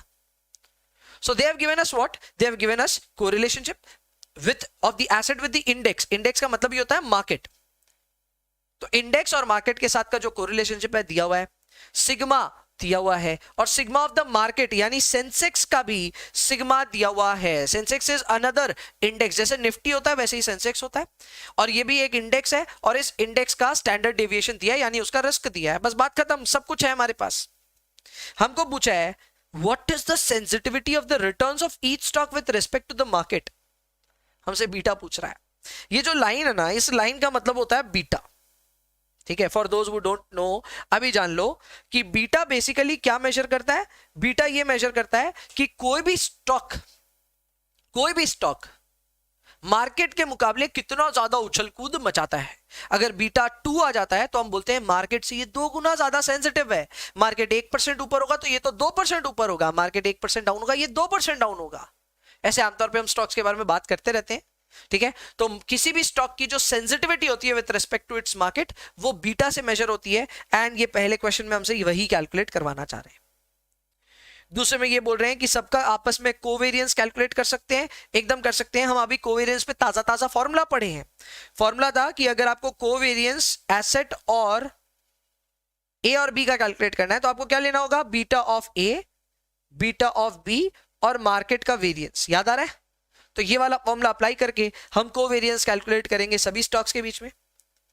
तीसरा पूछा है रिस्क ऑफ द पोर्टफोलियो बताओ, यानी कि सिग्मा पी पूछ रहा है। सिग्मा पी, जब आपने सभी स्टॉक्स में इक्वल इन्वेस्टमेंट करी है, देखो यहां लिखा है व्हेन यू हैव और you are consisting of all 3 stocks equally, तो सबका वेट्स आपको पकड़ना है 0.333, ठीक है ना, 0.333 आपको ये लेकर के चलना है। अगर आप इस पे कंफर्टेबल नहीं, आप 1/3 भी ले सकते हैं।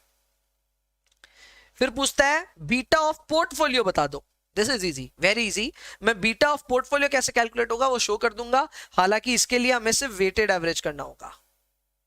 मैं लिख देता हूं, हालांकि आपको दिखेगा नहीं, पर हम सिर्फ वेटेड एवरेज करेंगे और हमारे पोर्टफोलियो का बीटा आ जाएगा। आखिर में हमको बोला है टोटल सिस्टमैटिक और अनसिस्टमैटिक रिस्क भी बताओ इस पोर्टफोलियो की। यानी आपने जो कुछ सीखा ना इस कैटेगरी में, ये सारा का सारा इस क्वेश्चन में पूछा गया है। इस क्वेश्चन पे इंपॉर्टेंट मार्क करो। इस तरह के क्वेश्चन आमतौर पे एग्जाम से पहले देखने से आपका बढ़िया रिवीजन होता है। मैं ये नहीं कहता इस तरह के क्वेश्चन एग्जाम में आएंगे ही आएंगे, लेकिन ये वो क्वेश्चन है जो आपको बहुत सारे कॉन्सेप्ट एक ही बार में सिखा देते हैं, रिवाइज करने में बहुत हेल्पफुल रहते हैं।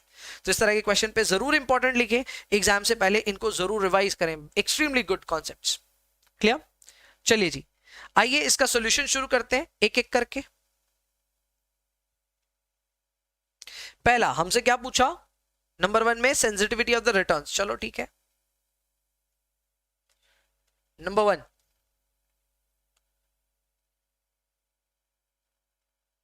Calculation of security beta.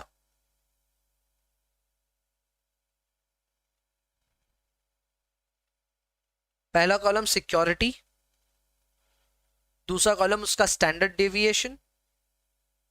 आप मार्केट का भी यहां पे लिख सकते हो वैल्यू, फिर co relationship of the asset and the market, इसको आई एंड एम लिखते हैं, बेटर रहेगा। Co relationship of I with M, and finally we need beta. Beta will be co relationship of I with M into sigma I by sigma M. Formula मैंने लिख दिया आपके लिए। 3 securities है, P Q R. सबका जो percentage है वो अपने को दिया हुआ है 20%, 18%, 12%। सिग्मा एम को प्लीज अलग अलग मत ढूंढिएगा, एक ही वैल्यू होगी, वो है 18%। 18% अक्रॉस ऑल द सिक्योरिटीज, क्योंकि हम मार्केट का सिग्मा ले रहे हैं, वो एक ही होगा। को रिलेशनशिप दिया हुआ है 0.66, 0.95, 0.75। बस को रिलेशनशिप को सिग्मा आई से मल्टीप्लाई कीजिए और फिर सिग्मा एम से डिवाइड कीजिए। देखिए आप कहां पहुंचते हैं, 0.66 इंटू 20 डिवाइडेड बाई 18, यार है 0.733। 0.733, आप चाहें तो 2 डेसिमल भी ले सकते हैं इसको। दूसरा वाला 0.95 ही आएगा, डोंट वरी। और आखिर वाला आएगा 0.75 इंटू 12 डिवाइडेड बाई 18, यार है 0.50। 0.50। पहले क्वेश्चन का जवाब दे चुके हैं हम। हमसे पूछा था सेंसिटिविटी ऑफ रिटर्न्स, सबको पता है sensitivity is nothing but beta. Clear? आप चाहे तो एक छोटा सा नोट लिख सकते हैं, beta measures sensitivity of returns of a stock with respect to the market. With respect to the market. Clear? आइए नंबर 2 करते हैं। नंबर 2 में हमें कोवेरियंस कैलकुलेट करना है। बहुत ही अच्छा। Covariance between any two securities is a product of both their betas into market variance. Therefore, covariance of P and Q will be beta of P into beta of Q into market का variance. इन दोनों की beta हमें पता है 0.733 into 0.95 into 18 square.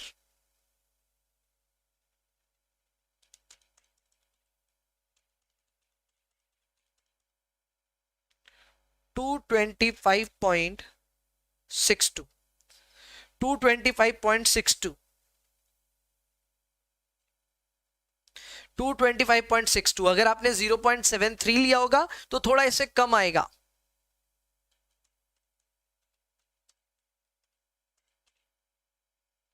Book के answer से एकदम match करेगा अगर आपने 2 ही डेसिमल लिए हैं तो। Covariance of Q and R will be 0.95 into 0.50 into 18 square.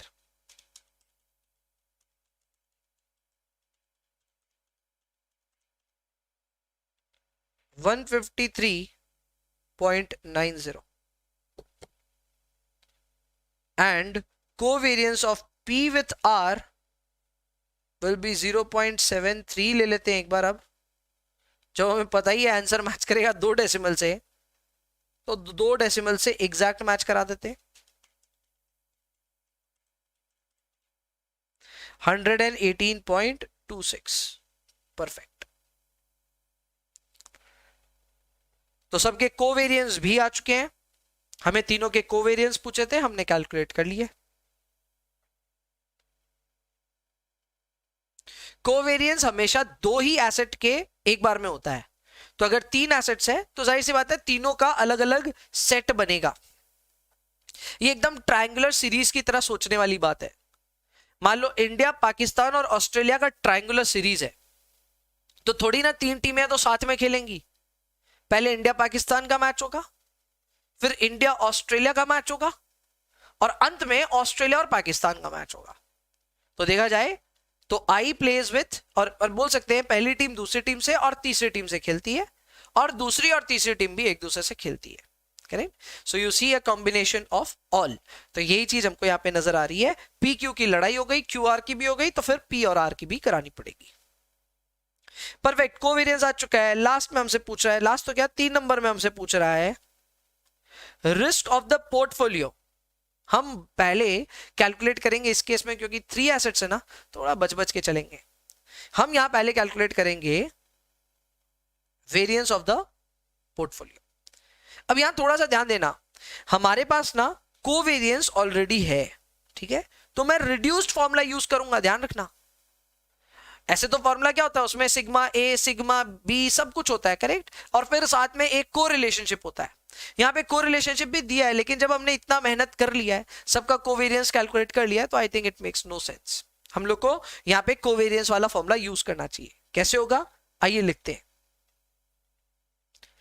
Sigma P square is equal to W P, ये एक समस्या हो गई, सारे एसेट्स का नाम भी पी है, ठीक है, W P into sigma P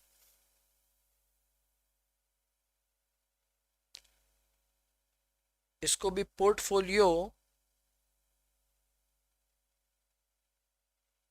को पीएफ लिखना पड़ा मेरे को, ठीक है ना, नहीं तो कंफ्यूजन हो जाएगा। तो मैंने पोर्टफोलियो के लिए लिखा है पीएफ, ठीक है। So sigma PF, sigma square PF is equal to W P sigma P square plus W Q sigma Q square W R sigma R square.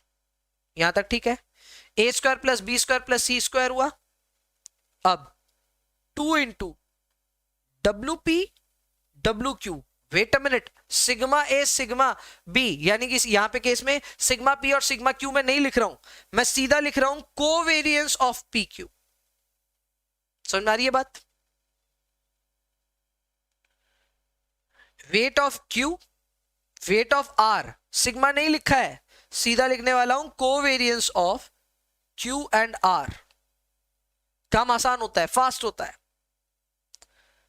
आखिर में 2 into weight of P weight of R and covariance of P are.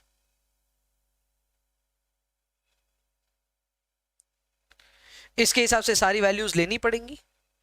Weights याद रखिए 1/3 बोला हुआ था हमको, यानी कि इक्वल बोला था, तो उसके हिसाब से 0.333 ले रहा हूं into sigma P which is 20 square 0.333 into 18 square 0.333 into 12 square. अब एक बहुत इंटरेस्टिंग चीज हो जाएगी, हम यहां जब वेट ऑफ पी ले रहे हैं तो वो भी 0.33 ही होगा, जब हम यहां डब्ल्यू क्यू ले रहे हैं तो वो भी 0.33 ही होगा। तो और भी ज्यादा आसान हो जाएगा, मैं लिख दूंगा 2 इंटू 0.333 का स्क्वायर। समझे आप मेरी बात? मैंने यहां लिख दिया दोनों का स्क्वायर। कैसे? क्योंकि वेट ऑफ पी भी 0.333 है, वैसे ही वेट ऑफ क्यू भी 0.333 है, दोनों को आपस में स्क्वायर करके लिख देंगे, जगह बचती है। इनटू कोवेरियंस, कोवेरियंस हमने कैलकुलेट किया था, ऊपर चलते देखते हैं, कोवेरियंस है 225.62, किसी का 224.69 आया तो वही ले लीजिएगा। दूसरे केस में 2 इंटू 0.333 स्क्वायर इंटू दूसरे का जो कोवेरियंस आ रहा है वो आ रहा है 153.90,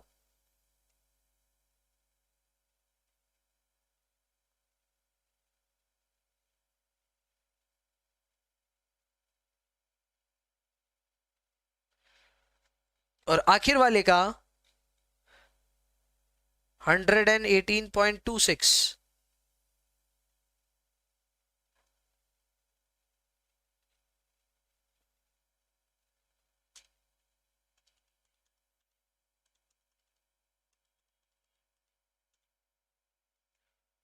$44.36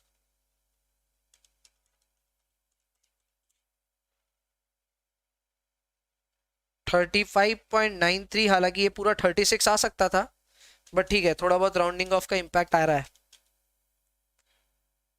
ये आ रहा है 15.97।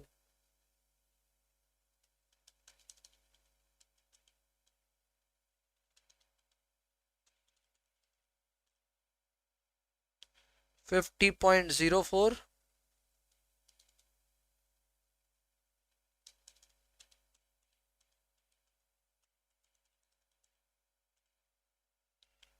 34.13।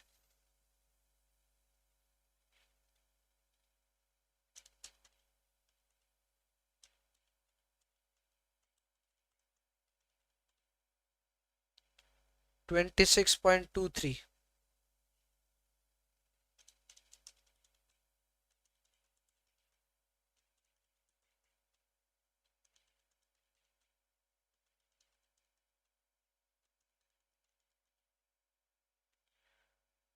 206.66।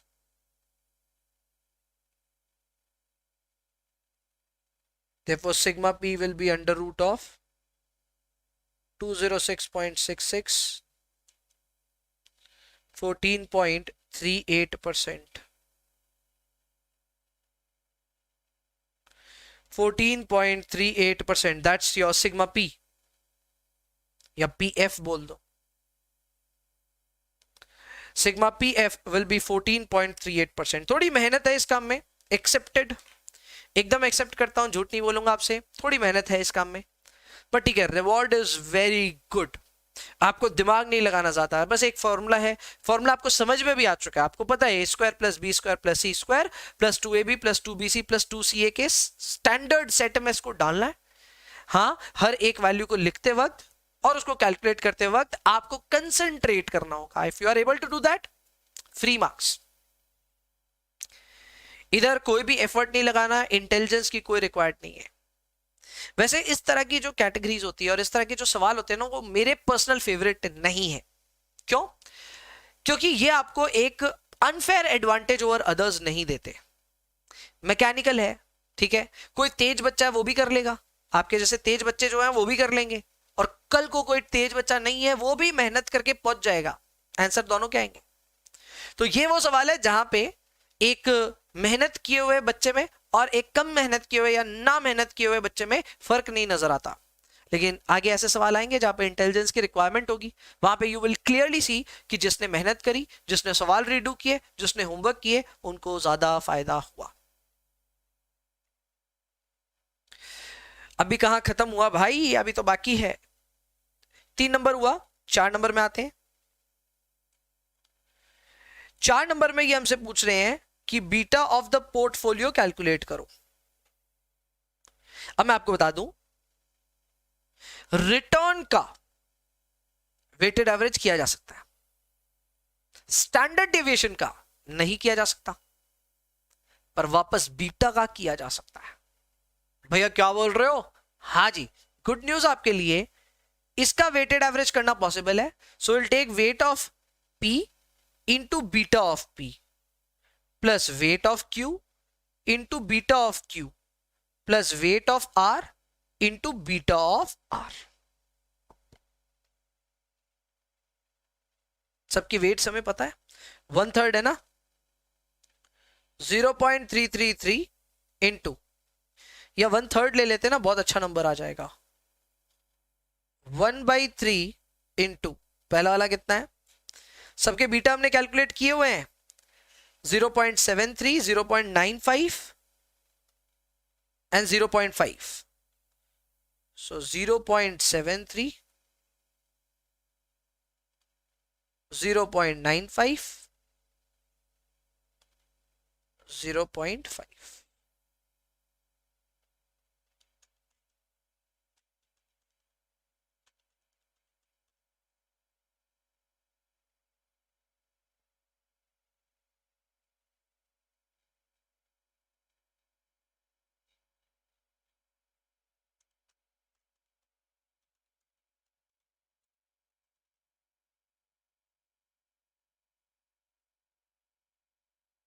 $0.727.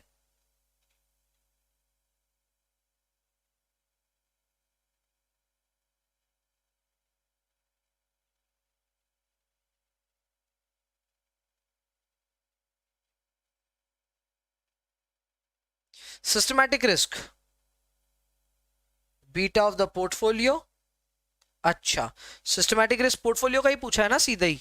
हाँ जी, सीधे ही पोर्टफोलियो का पूछा है। तो beta of the portfolio into sigma M का स्क्वायर। सो हमारे पोर्टफोलियो का जो बीटा है वो है 0.727, सिग्मा एम दिया हुआ था 18, दोनों को प्रोडक्ट करके स्क्वायर करेंगे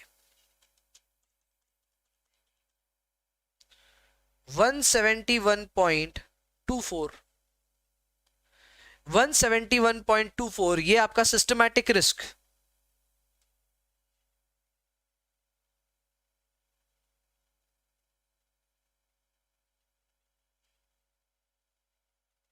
Unsystematic risk will be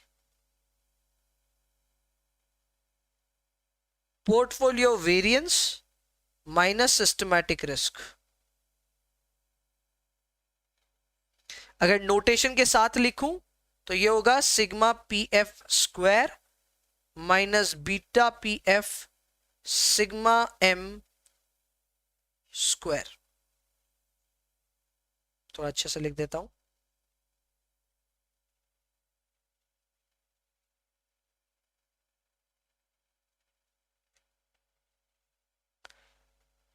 तो ध्यान दीजिए, पोर्टफोलियो का वेरिएंस हमने कैलकुलेट किया था। हमारा पोर्टफोलियो का वेरिएंस आया था 206.66। बस यही लेना है, 206.66 minus 171.24।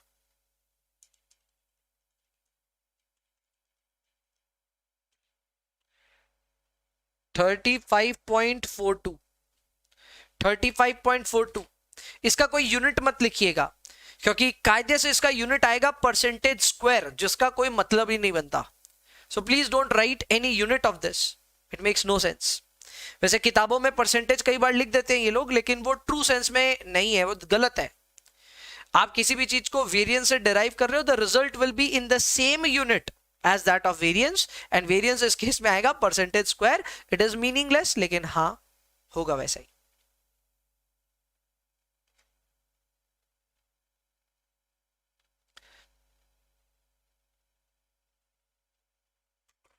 So question number 12 was an excellent question. It took us a while to complete, लेकिन अपने आप में ये एक बहुत ही अच्छा क्वेश्चन था। इस क्वेश्चन में सब तरह की चीजें कवर हो गई, हमने जो कुछ पढ़ा सब इधर कैप्चर हो गया। वेरी गुड क्वेश्चन, इंपॉर्टेंट जरूर मार्क कीजिएगा इसको।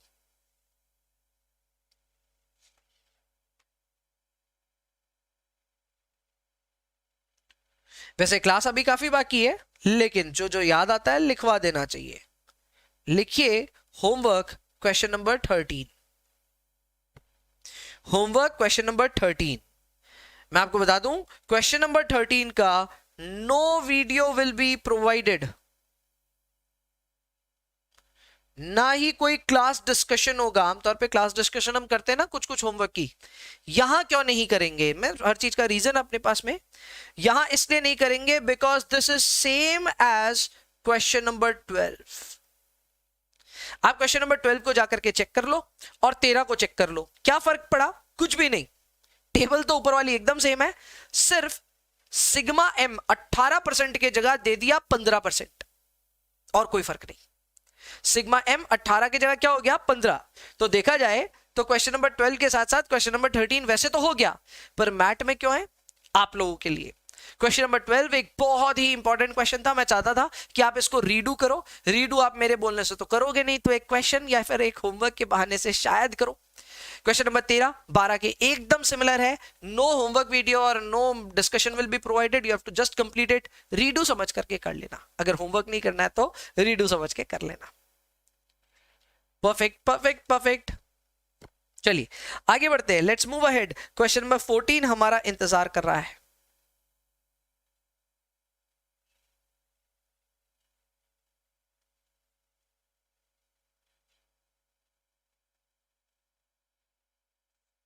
अच्छा, वैसे ये फ्लो आपके लिए नया नहीं होगा, हर क्लास की शुरुआत ऐसे ही होती है। अगर क्लास में हमें कोई नई कैटेगरी या नया कॉन्सेप्ट सीखना होता है, we learn it in the first few minutes. उसके लिए हो सकता है कई बार डिस्कशन करते वक्त 1 सवा घंटे भी लग जाए, बट हम डिस्कशन करते हैं क्लास की शुरुआत में जो भी कॉन्सेप्ट सीखना होता है उस पे। हाँ, बाद में छोटे मोटे कॉन्सेप्ट्स आते रहते हैं, दैट्स अ डिफरेंट अफेयर, पर शुरुआत में पूरा ध्यान देते हैं। एंड फिर जब हम प्रैक्टिस करने बैठते हैं तो हम लगातार करते हैं। ये चीज आपने देखा कैटेगरी 1 में हुआ, 2 में हुआ, और आगे भी होगा, 3 में भी हो ही रहा है और आगे भी होगा। इसीलिए किसी भी क्लास की शुरुआत में जो कॉन्सेप्ट समझाए जा रहे हैं उनको कॉन्सेप्ट्स को अच्छे से करना बहुत ज्यादा जरूरी है। For those who are watching a recorded lecture of this, please बंधुओं, क्लास की शुरुआत पे जो भी कॉन्सेप्ट सिखाया गया है उसको ध्यान से देखना, जरूरत पड़े दोबारा देख लेना, लेकिन ये इंश्योर करना कि आप कॉन्सेप्ट्स अच्छे से जानते हैं। अगर आप कॉन्सेप्ट्स अच्छे से जानते हैं, you will be able to solve questions as fluently as me. धीरे धीरे वो भी आ जाएगा, फ्लुएंसी भी आ जाएगा, लेकिन उसके लिए ये इंश्योर करना पड़ेगा कि कॉन्सेप्ट्स आपके ग्रिप में है। परफेक्ट। क्वेश्चन नंबर 14 की शुरुआत करते हैं। सवाल क्या है एक बार पढ़ लेते हैं। सो क्वेश्चन नंबर 14 ये रहा अपने सामने। यहां पे एक शेयर दिया हुआ है, शेयर एस, और मार्केट का इंफॉर्मेशन दिया है पिछले 6 साल का। ईयर 1 2 3 4 5 6 सब दिया हुआ है, और रिटर्न्स भी दिए हुए हैं एस और मार्केट पोर्टफोलियो के। बहुत अच्छी बात है, एस और मार्केट पोर्टफोलियो का आपको रिटर्न दिया हुआ है। सो ये आपको दिए हुए हैं R S and R M. इनकी मदद से हम चाहें तो इनके मीन्स निकाल सकते हैं, ठीक है ना। जब मीन निकालेंगे तो याद रखिएगा आर एस का मीन होगा, आर एस का मीन ऑब्वियसली बार लगाएंगे उसके ऊपर, और मार्केट का जो मीन होगा वो होगा आर एम। हमको सवाल में कोवेरियंस और को रिलेशनशिप भी पूछ रहे हैं, निकाल सकते हैं, क्योंकि हम स्टैट्स का बेसिक्स करके आए हैं। हमें पता है अगर हमारे पास 2 डेटा सेट होते हैं, पहला डेटा सेट एक्स आई हो गया, दूसरा डेटा सेट वाई आई हो गया, तो दोनों डेटा सेट की मदद से हम कोवेरियंस और को रिलेशनशिप कैलकुलेट कर सकते हैं। पूरा स्टैटिस्टिक्स का एप्लीकेशन है, यूज हो जाएगा। तीसरा पूछा बीटा कैलकुलेट करो। बीटा कैलकुलेट करना भी आसान होना चाहिए, एकदम आसान होगा, क्योंकि बीटा के लिए फॉर्मूला होगा कोवेरियंस, जो कि हम ऑलरेडी ऊपर कैलकुलेट कर लेंगे, डिवाइडेड बाय मार्केट वेरियंस, जो कि अगेन कैलकुलेट हो जाएगा, not a difficult thing. S का टोटल रिस्क पूछा जाएगा। टोटल रिस्क कैलकुलेट करना तो आसान है, इसके लिए हमको पूछा जा रहा है सिग्मा एस स्क्वायर, वो हम कैलकुलेट कर लेंगे। अगर एस स्क्वायर में पूछा तो एस स्क्वायर में, नहीं तो सिर्फ सिग्मा एस। एंड फाइनली इसमें सिस्टमैटिक रिस्क कितना है वो भी पूछा जा रहा है, ठीक है। फेयर एनफ, कैलकुलेट करना आसान होगा। आइए शुरुआत करते हैं सारे कैलकुलेशन को करने की। इसमें थोड़ा आपको ना फ्लेवर याद आ जाएगा, स्टैटिस्टिक्स के जो बेसिक्स हमने किए थे उसका याद आ जाएगा। तो आइए शुरुआत करते हैं। क्या क्या कॉलम बनेंगे कैलकुलेट करते हैं। सबसे पहले हम हेडिंग दे देते हैं, हेडिंग कुछ नहीं होगा, पहला कॉलम बना लेते हैं year, S I M I, S I minus S mean, M I minus M mean, S I minus S mean whole square, M I minus M mean whole square, and then फिर S I minus S mean into M I minus M mean. इससे variance को variance सबका काम हो जाएगा। Copy कर लो आप आराम से पहले इसको। ये आपके सारे कॉलम्स 9 कॉलम, सॉरी 8 कॉलम में अपना काम हो रहा है। 8 कॉलम्स में अपना काम हो रहा है।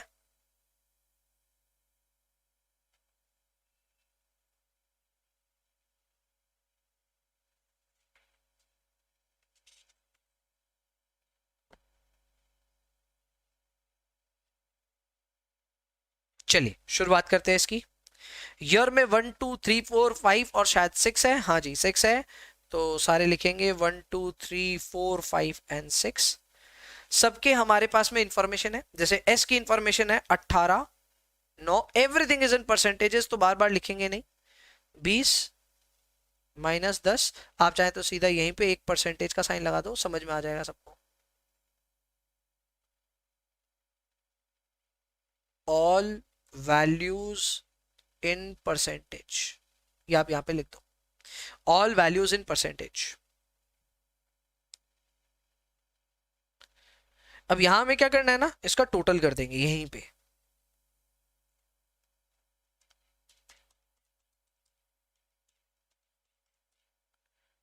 यार 54 therefore इसका जो मीन आएगा वो आएगा 54 डिवाइडेड बाई 6 यानी कि 9। ऐसे ही मार्केट के लिए कैलकुलेट करना है।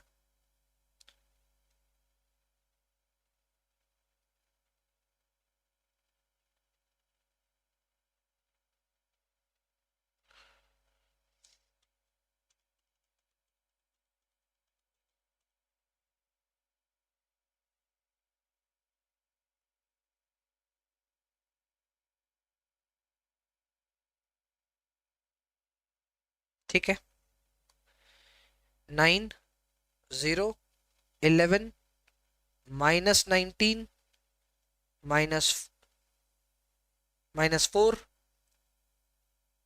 3 9 1 10 -19 ये भी ओके, इंटरेस्टिंग, -2 1 स्क्वायर करके लिखना है 81 0 121 19 का स्क्वायर होता है 361, सब पॉजिटिव नंबर्स होंगे, ठीक है। 16 9 टोटल कर लेते हैं।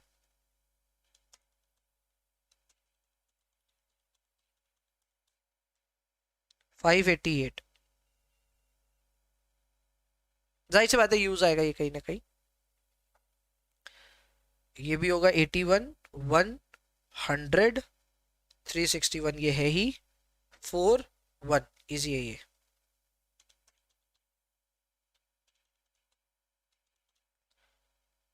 $548। अब थोड़ा ध्यान देना है, अब हमें कौन कौन से कॉलम्स को मल्टीप्लाई करना है, this column and this column, ठीक है ना। इन दोनों कॉलम्स को मल्टीप्लाई करना है, प्लस माइनस का ध्यान देना है।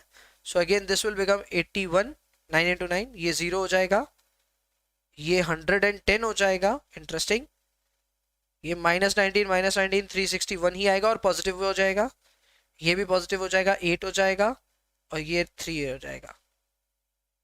इसको भी जोड़ लीजिए।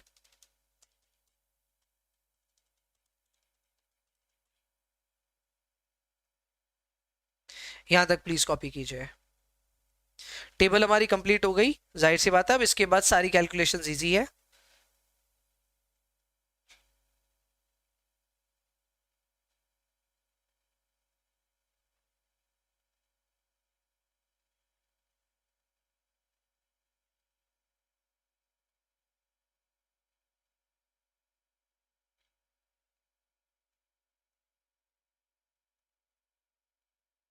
कंप्लीट कर लीजिए। हर एक कॉलम जब आप बना रहे हैं उसमें थोड़ा ध्यान देना होगा, हैंड आई कोऑर्डिनेशन अच्छा होना पड़ेगा। कई बार हो जाता है प्लस माइनस में गड़बड़ कर देते हैं, माइनस माइनस मल्टीप्लाई करके फिर वापस माइनस में लिख देते हैं, सो दैट हैपेंस। और उसी चीज का बस थोड़ा सा कंट्रोल रखना है, कंट्रोल रखेंगे तो ये कैलकुलेशंस करनी आसान है। रिपीटेड मैनर में अगर आप करोगे तो फिर आसान ही हो जाएगा, बहुत ज्यादा आसान हो जाएगा, तो इधर कोई समस्या नहीं है। अब एक एक करके हमको जो पूछा है वो कैलकुलेट कर लेते हैं। इन्होंने पहला पूछा कोवेरियंस कैलकुलेट कर दो। So covariance of S and M, इसका फॉर्मूला होगा summation of S I minus S mean into M I minus M mean divided by N. So इसकी वैल्यू हमारे पास ऑलरेडी है 563 डिवाइडेड बाई 6, ये आ गया 93.83। 93.83। दूसरा हमसे पूछा correlation again between S and M, इसका फॉर्मूला होता है covariance of S M divided by sigma S sigma M. रुक जाओ, अभी रुक जाओ, दोनों अपने पास है नहीं, कैलकुलेट करना होगा। Here sigma S is equal to, sigma S आगे जाकर के पूछा भी है, ठीक है देख लेंगे। Sigma S is equal to summation of या under root of summation of S I minus S mean whole square divided by N. यह आया था 588 जितना मुझे याद है, जी हाँ 588 डिवाइडेड बाई 6 और फिर under root.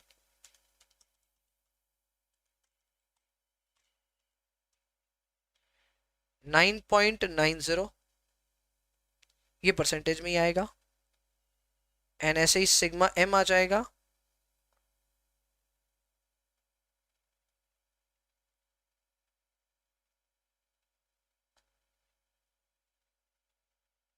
Five forty eight, I hope 548 ही था, हाँ जी।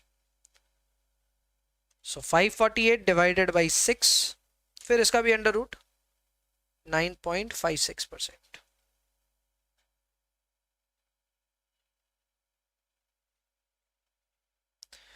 तो कोवेरियंस हमारा आया था 563 डिवाइडेड बाई 9.90 एंड 9.56।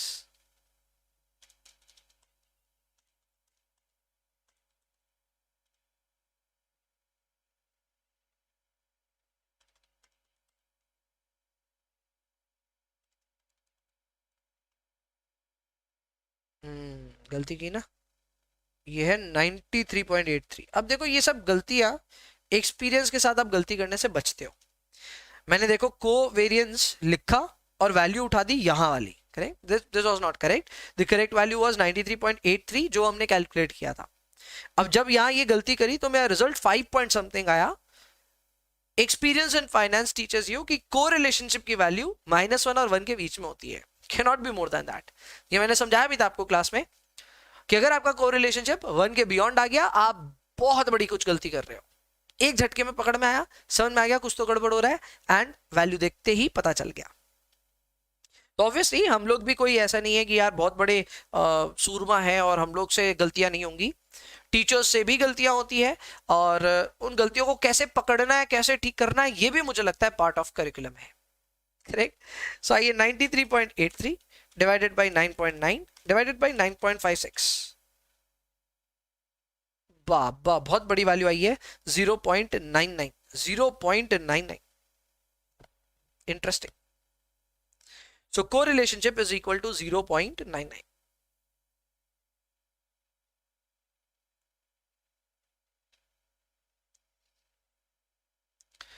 पहला जो रिक्वायरमेंट था कोवेरियंस और कोरिलेशनशिप का कंप्लीट हो चुका है। दूसरा पूछा बीटा, आइए बीटा भी निकालेंगे।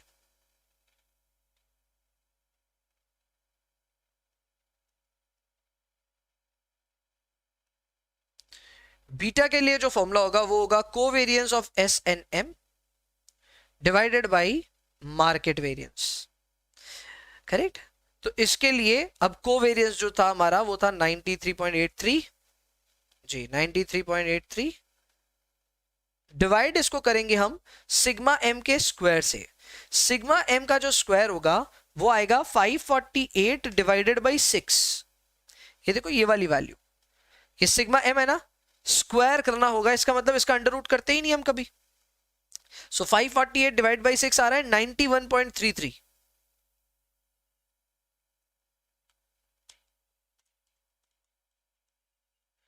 ये आ रहा है 1.027, 1.027 बीटा आ गया 1.027। बीटा पे ऐसी कोई रिक्वायरमेंट नहीं है कि वो 1 के अंदर होना चाहिए, बीटा इनफैक्ट ज्यादातर केसेस में 1 से ज्यादा ही होता है। सो बीटा 1.027 एकदम परफेक्ट है। आप चाहो तो इसको 1.03 भी लिख सकते हो। Beta is equal to 1.03। तीसरे में हमसे पूछ रहा है टोटल रिस्क, तीसरे में हमसे पूछ रहा है टोटल रिस्क। टोटल रिस्क का मतलब ही होता है variance of S. So variance तो यार हमें पता है, variance will be 588 divided by 6, 98। 588 divided by 6 लिख के दिखा देता हूं, बाद में अपने कंफ्यूज हो जाएंगे। 98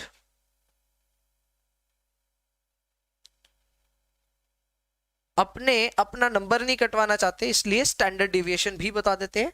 हमारे पास ऑलरेडी हमें बताना क्या है, standard deviation of S is 9.90%।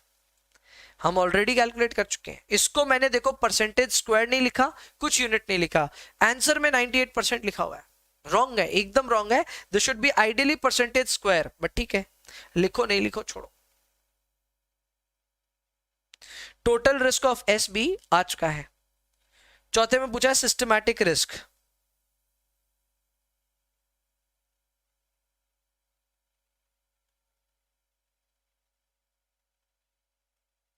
Systematic risk of S is equal to beta of S का square into market variance. So इसका बीटा आया 1.03, इसका स्क्वायर इनटू मार्केट का वेरिएंस। मार्केट का वेरिएंस हमने लिया था 91.33। Okay,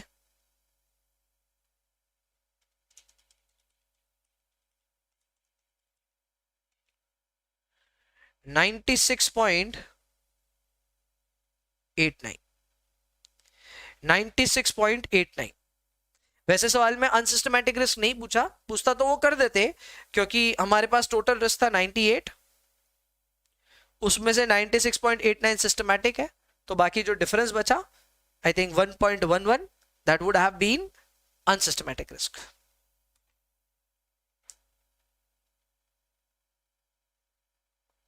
ninety six point eight nine.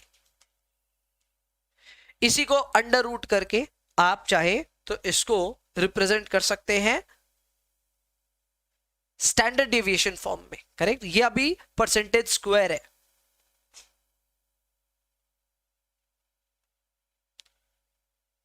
ये परसेंटेज स्क्वायर में आप इसी को अगर अंडर रूट कर देंगे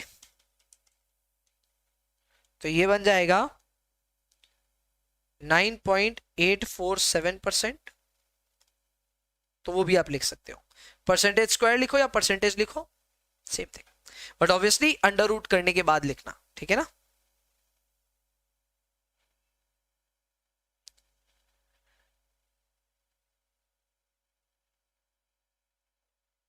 ये ब्रैकेट में लिख लो, थोड़े दिन बाद याद ही नहीं आएगा 9.847 आया कहां से, तो लिख लो मैंने यहां 96.89 का अंडर रूट करवाया। खत्म, इसी के साथ रिक्वायरमेंट्स खत्म। Question number 14 over.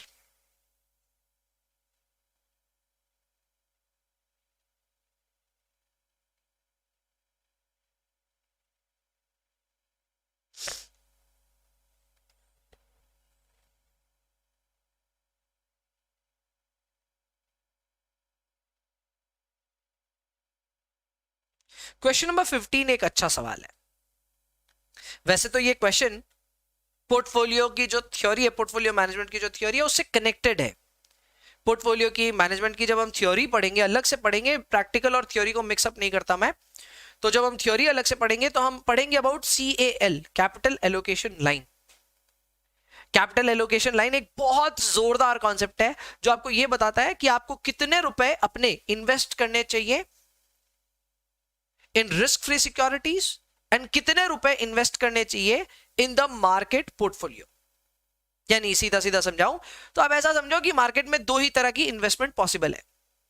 या तो आप निफ्टी खरीद लो, निफ्टी मतलब स्टॉक मार्केट के इंडेक्स को ही खरीद सकते हो, ठीक है, और कोई चीज को नहीं खरीद सकते, सिर्फ इंडेक्स को खरीद सकते हो। या फिर में आप गवर्नमेंट सिक्योरिटीज खरीद लो जो कि रिस्क फ्री सिक्योरिटीज होती है। तो अब इन दोनों सिक्योरिटीज में कितना प्रतिशत यानी कितना परसेंटेज हम रिस्क फ्री सिक्योरिटी में डालें और कितना परसेंट हम मार्केट के पोर्टफोलियो में डालें, ये एक अंडरलाइंग क्वेश्चन है जो CAL ट्राई करता है आपको आंसर करने का थ्योरेटिकली। प्रैक्टिकली भी ये पॉसिबल है। इसी पे क्वेश्चन नंबर 15 बना हुआ है और हम इसको समझेंगे कि कैसे वर्क करता है। But before that we will have to first understand the relationship between risk free security and market portfolio. तो देखो, मैं यहां दो एसेट्स की बात कर रहा हूं, ध्यान दीजिएगा please.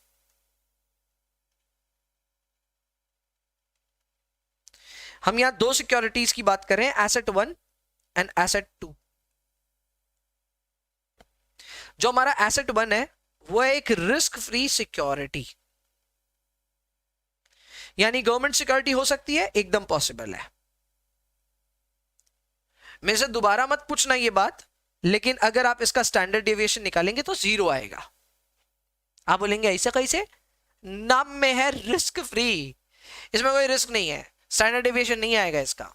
So standard deviation will be 0 in case of asset 1 which is a risk free security.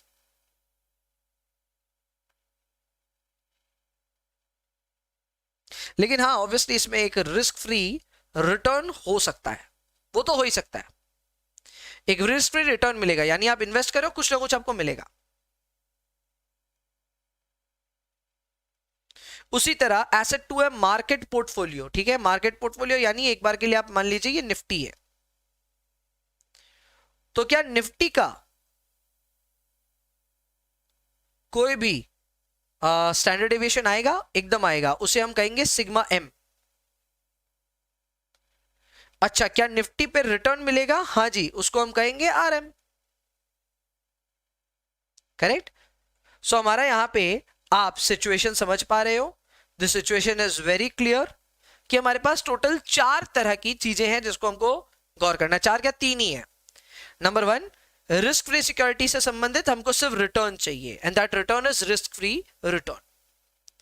लेकिन मार्केट पोर्टफोलियो से संबंधित हमें दोनों चीजें चाहिए, उसका रिटर्न भी चाहिए और उसका रिस्क भी चाहिए। अब आती है एक इंटरेस्टिंग बात कि इन दोनों एसेट्स का आपस में को रिलेशनशिप क्या आएगा? What will be the correlationship between asset 1 and 2? Any guesses? 0 आएगा इसका कोरिलेशनशिप। आपके मन में आएगा क्यों, ऐसा क्यों है? अरे भाई साहब, एक है रिस्क फ्री और एक है मार्केट पोर्टफोलियो, जो कि जाहिर सी बात है रिस्की है। स्कूल लेवल पे बात करते हैं। स्कूल लेवल में आप सबको पता है एक बहुत शरारती काइंड ऑफ बच्चा होता था, ठीक है, मारपीट और बहुत ज्यादा उछल कूद मचाना, स्कूल की प्रॉपर्टी तोड़ना। वो बच्चे को एक बार इमेजिन करो, और एक ऐसे बच्चे को इमेजिन करो जो एकदम टाई एकदम ऊपर तक बांध करके आता था, स्कूल में क्लास में फर्स्ट आता था और एकदम शांत रहता था, पढ़ाई करता रहता था दिन भर।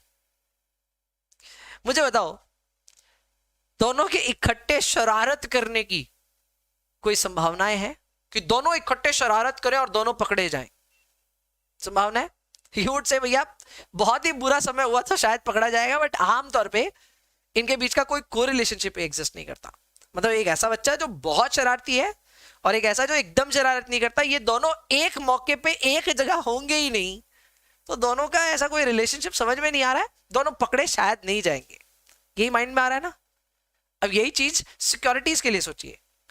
एक मार्केट पोर्टफोलियो बोल ही रहा है कि भाई मैं रिस्की हूं, और रिस्की है तो है, पर वहीं पे एक रिस्क फ्री सिक्योरिटी है। इनके आपस के बीच के को रिलेशनशिप एग्जिस्ट ही नहीं करते। आप बोलेंगे ऐसा क्यों? तो इसका भी प्रूफ है, बहुत ही सिंपल प्रूफ है।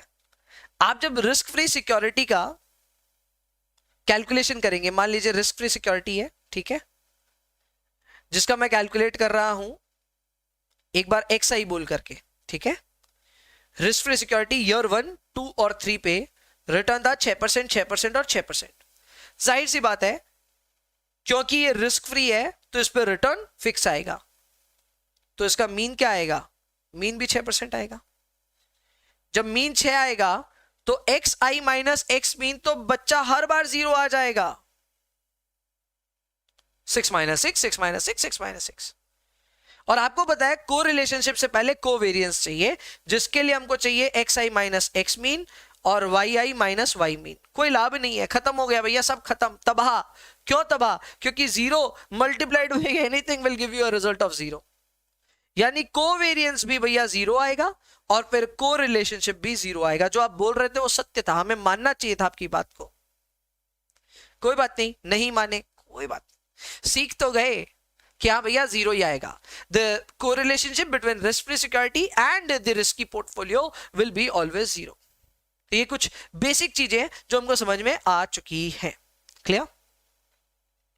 आइए सॉल्यूशन शुरू करेंगे फॉर क्वेश्चन नंबर 15। पहले क्वेश्चन नंबर 15 को पढ़ेंगे अच्छे से।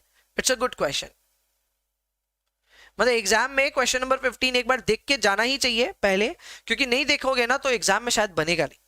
है बहुत आसान लेकिन थोड़ा टिपिकल है। आइए पढ़ते हैं। छोटा सा सवाल में बोला है 2 इन्वेस्टर हैं X और Y। X का ऑब्जेक्टिव है कि वो 20% का रिटर्न कमाए, और 20% के रिटर्न के लिए वो रेलिवेंट रिस्क लेने के लिए रेडी है। He is ready to assume the relevant risk. वहीं पे Y चाहता है कि उसका टोटल वेरिएंस लिमिट कर दिया जाए 36 तक। और अब देखो वेरिएंस को लिखा ना परसेंटेज स्क्वायर, बात आई सामने। तो X और Y दोनों अलग अलग तरह के इन्वेस्टर्स हैं, समझिए। X का रिटर्न ऑब्जेक्टिव है यानी उसको चाहिए 20% रिटर्न।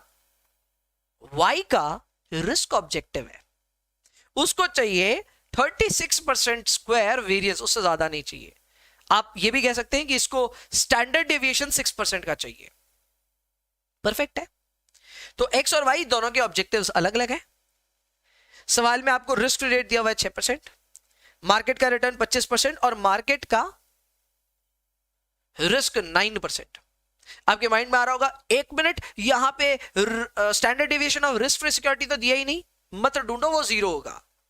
आपके माइंड में आएगा, भैया एक मिनट, दोनों के बीच का कोरिलेशनशिप तो दिया ही नहीं, मत ढूंढो, जीरो होगा। तो यहां पे जो दिया वो एकदम सही है, तीन ही इंफॉर्मेशन आपको चाहिए, वो तीनों इंफॉर्मेशन दी है। अब आपको x और y के ऑब्जेक्टिव के हिसाब से क्या कैलकुलेट करना है? आपको कैलकुलेट करना है expected return of the portfolio, वो तो हम करेंगे ही, लेकिन आपको यह बताना है कि x को और y को कितना कितना परसेंट कहां कहां इन्वेस्ट करना चाहिए। Remember, there are two securities here, one security is the risk free security, second security is the market portfolio. We will have to advise them किसको कहां इन्वेस्ट करना चाहिए। तो आइए सबसे पहले एडवाइजरी शुरू करते हैं फॉर x। कॉपी में लिखेंगे। अच्छा, वैसे कई लोगों को ना ये सवाल पढ़ करके ना इनकम्प्लीट लग रहा होगा, ऐसे लग रहा होगा एक मिनट ये सवाल में कुछ बोला ही नहीं है ढंग से। That is true. ये सवाल एक्चुअली एक इलस्ट्रेशन है from the CMA final math, तो ये एक कंप्लीट क्वेश्चन नहीं है, मैं समझ रहा हूं, पर क्योंकि मैंने सीएमए इंस्टीट्यूट की मैथ पढ़ी है, समझ में आता मुझे कि ये आगे जाकर के क्या शेप लेगा, इसलिए इसका सवाल मैं समझ पा रहा हूं पूरी तरह। आपके लिए हो सकता है ये कनेक्टिंग द डॉट वाली फीलिंग नहीं आ रही होगी। Entirely, that's not your problem। सवाल में थोड़ा सा टेक्निकल डिफेक्ट है, पर यही सेम सवाल एग्जाम में आएगा तो वेल स्ट्रक्चर्ड आएगा, तो उस बात में घबराना नहीं। परफेक्ट, चलिए जी, फटाफट इसको कंप्लीट करके आज की क्लास को कंप्लीट करेंगे। आज का आखिरी क्वेश्चन होगा। तो सबसे पहले हम कर रहे हैं for investor x,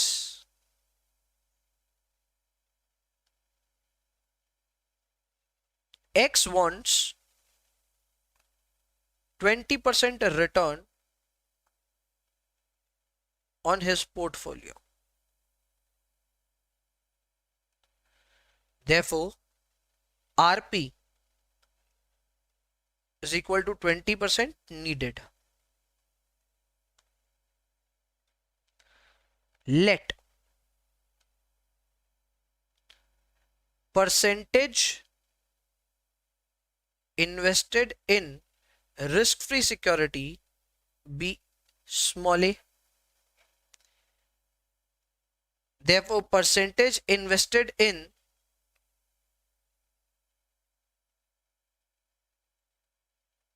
market portfolio will be, ध्यान दीजिएगा, 1 माइनस ए लिखा मैंने।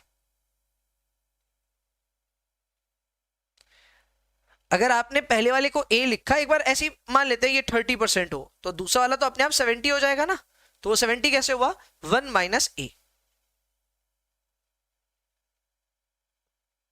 Therefore, RP is equal to, formula लगाते हैं, WA रिटर्न ए, या फिर ऐसे ले लेते हैं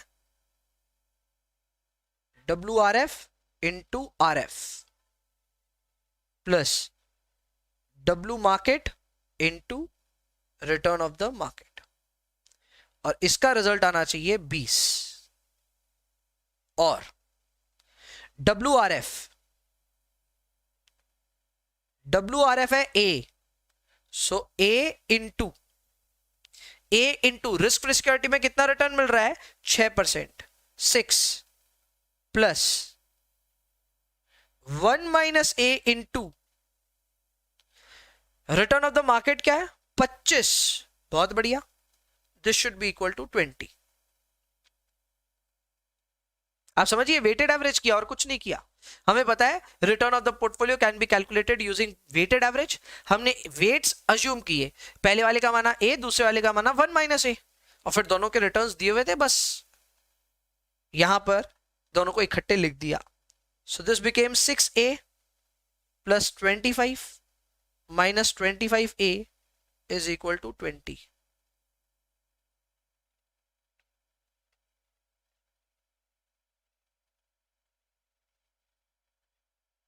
So this is 19a is equal to 5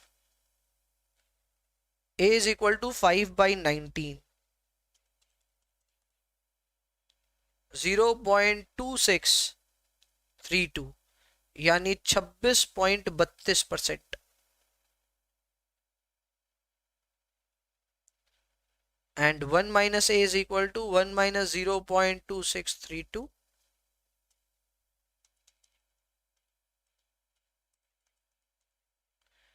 73.68%, 73.68%।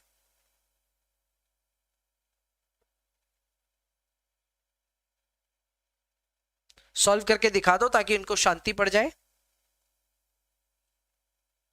0.2632 into 6 plus 0.7368 into 25।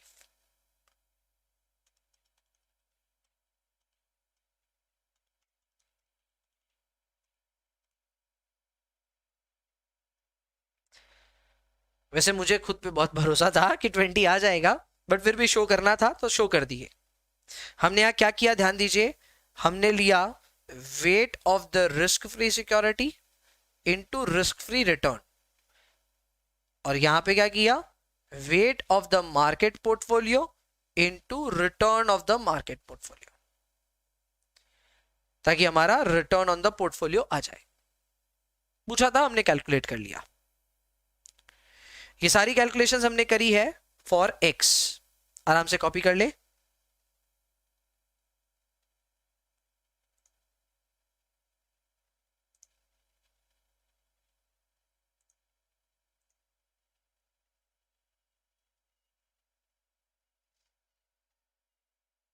सारी की सारी वर्किंग दिख रही है फिलहाल स्क्रीन पे आपको।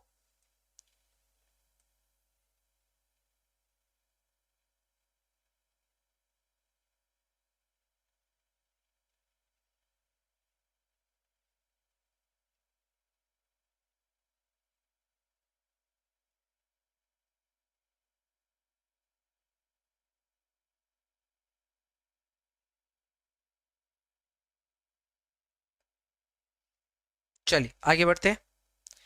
अभी ध्यान रखिए, हमने सिर्फ काम किया एक्स के लिए, अब वाई के लिए भी करना है।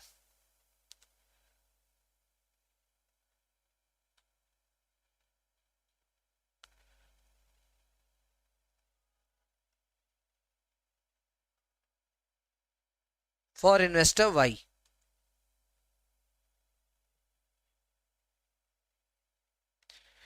Y wants to limit the variance of his portfolio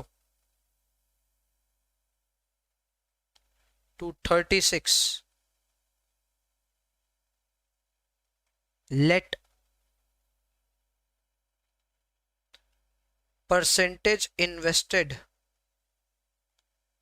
in risk-free security be B. Therefore, percentage invested in market portfolio will be 1 minus B.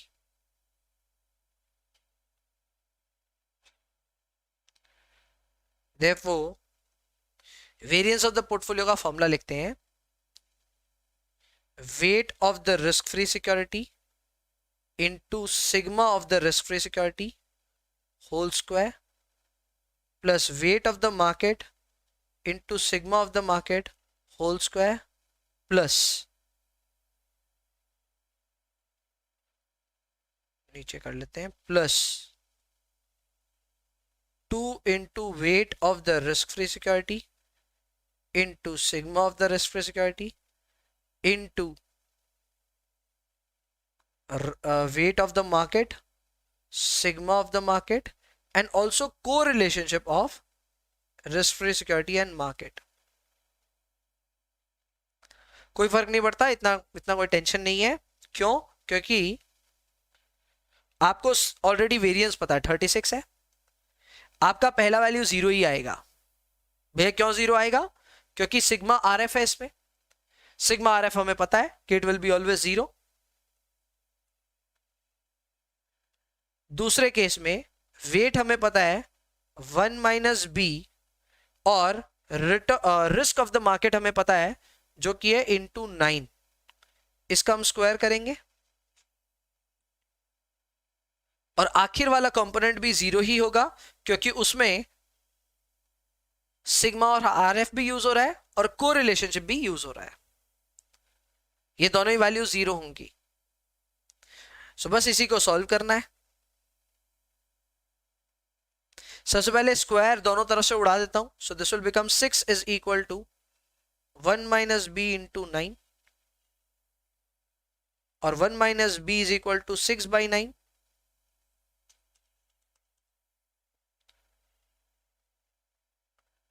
Therefore, b is equal to 1 minus 0.6666, यानी 0.3333, 33.33%। ये हो गया b का value. Therefore, 1 minus b is equal to 66.67%।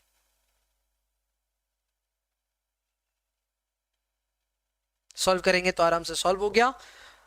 Result आया 33.33%, जो कि है risk free security का, एंड रिस्क की मार्केट का है 66.67। हमको return of the portfolio calculate करके दिखाना है। सो this will B weight of the risk free portfolio into return of the risk free portfolio, weight of the market portfolio into return of the market portfolio. ये formula हमने पहले भी लिखा है। सो इस फॉर्मूले के हिसाब से रिस्क फ्री सिक्योरिटी में हमको इन्वेस्ट करना है 1/3, और उस पर रिटर्न आ रहा है 6% का। 2/3 हमको इन्वेस्ट करना है मार्केट में, और उधर रिटर्न आ रहा है 25% का।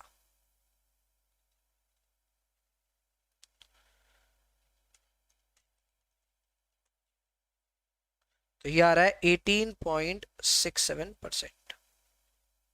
18.67%।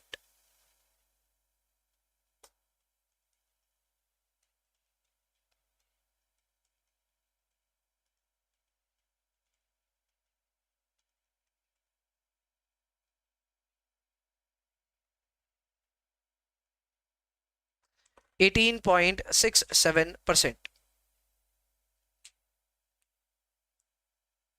बस खत्म। इसी के साथ में ये क्वेश्चन और आज का क्लास यहां पे होता है समाप्त। क्वेश्चन इजी था, हाँ, लेकिन इस क्वेश्चन में जो relationship between risk free security and market portfolio था वो समझना था। हमें ये समझना था कि रिस्क फ्री सिक्योरिटी में कभी भी रिस्क नहीं होती, और हमें ये भी समझना था कि कोवेरियंस या को रिलेशनशिप आप निकालोगे तो वो भी 0 ही आएगा। Anyways, all of that has been dealt with. हमने आज और एक कैटेगरी फिनिश करी, ये थी कैटेगरी नंबर 3। तो 3 क्लास में 3 category, not a bad thing. इसके अलावा अब नेक्स्ट क्लास में हम कैटेगरी 4 एंड ऑनवर्ड्स बढ़ेंगे।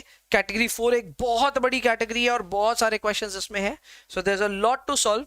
अब यहां से रेडी रहिए 2-3 क्लास की एकदम जबरदस्त प्रैक्टिस के लिए।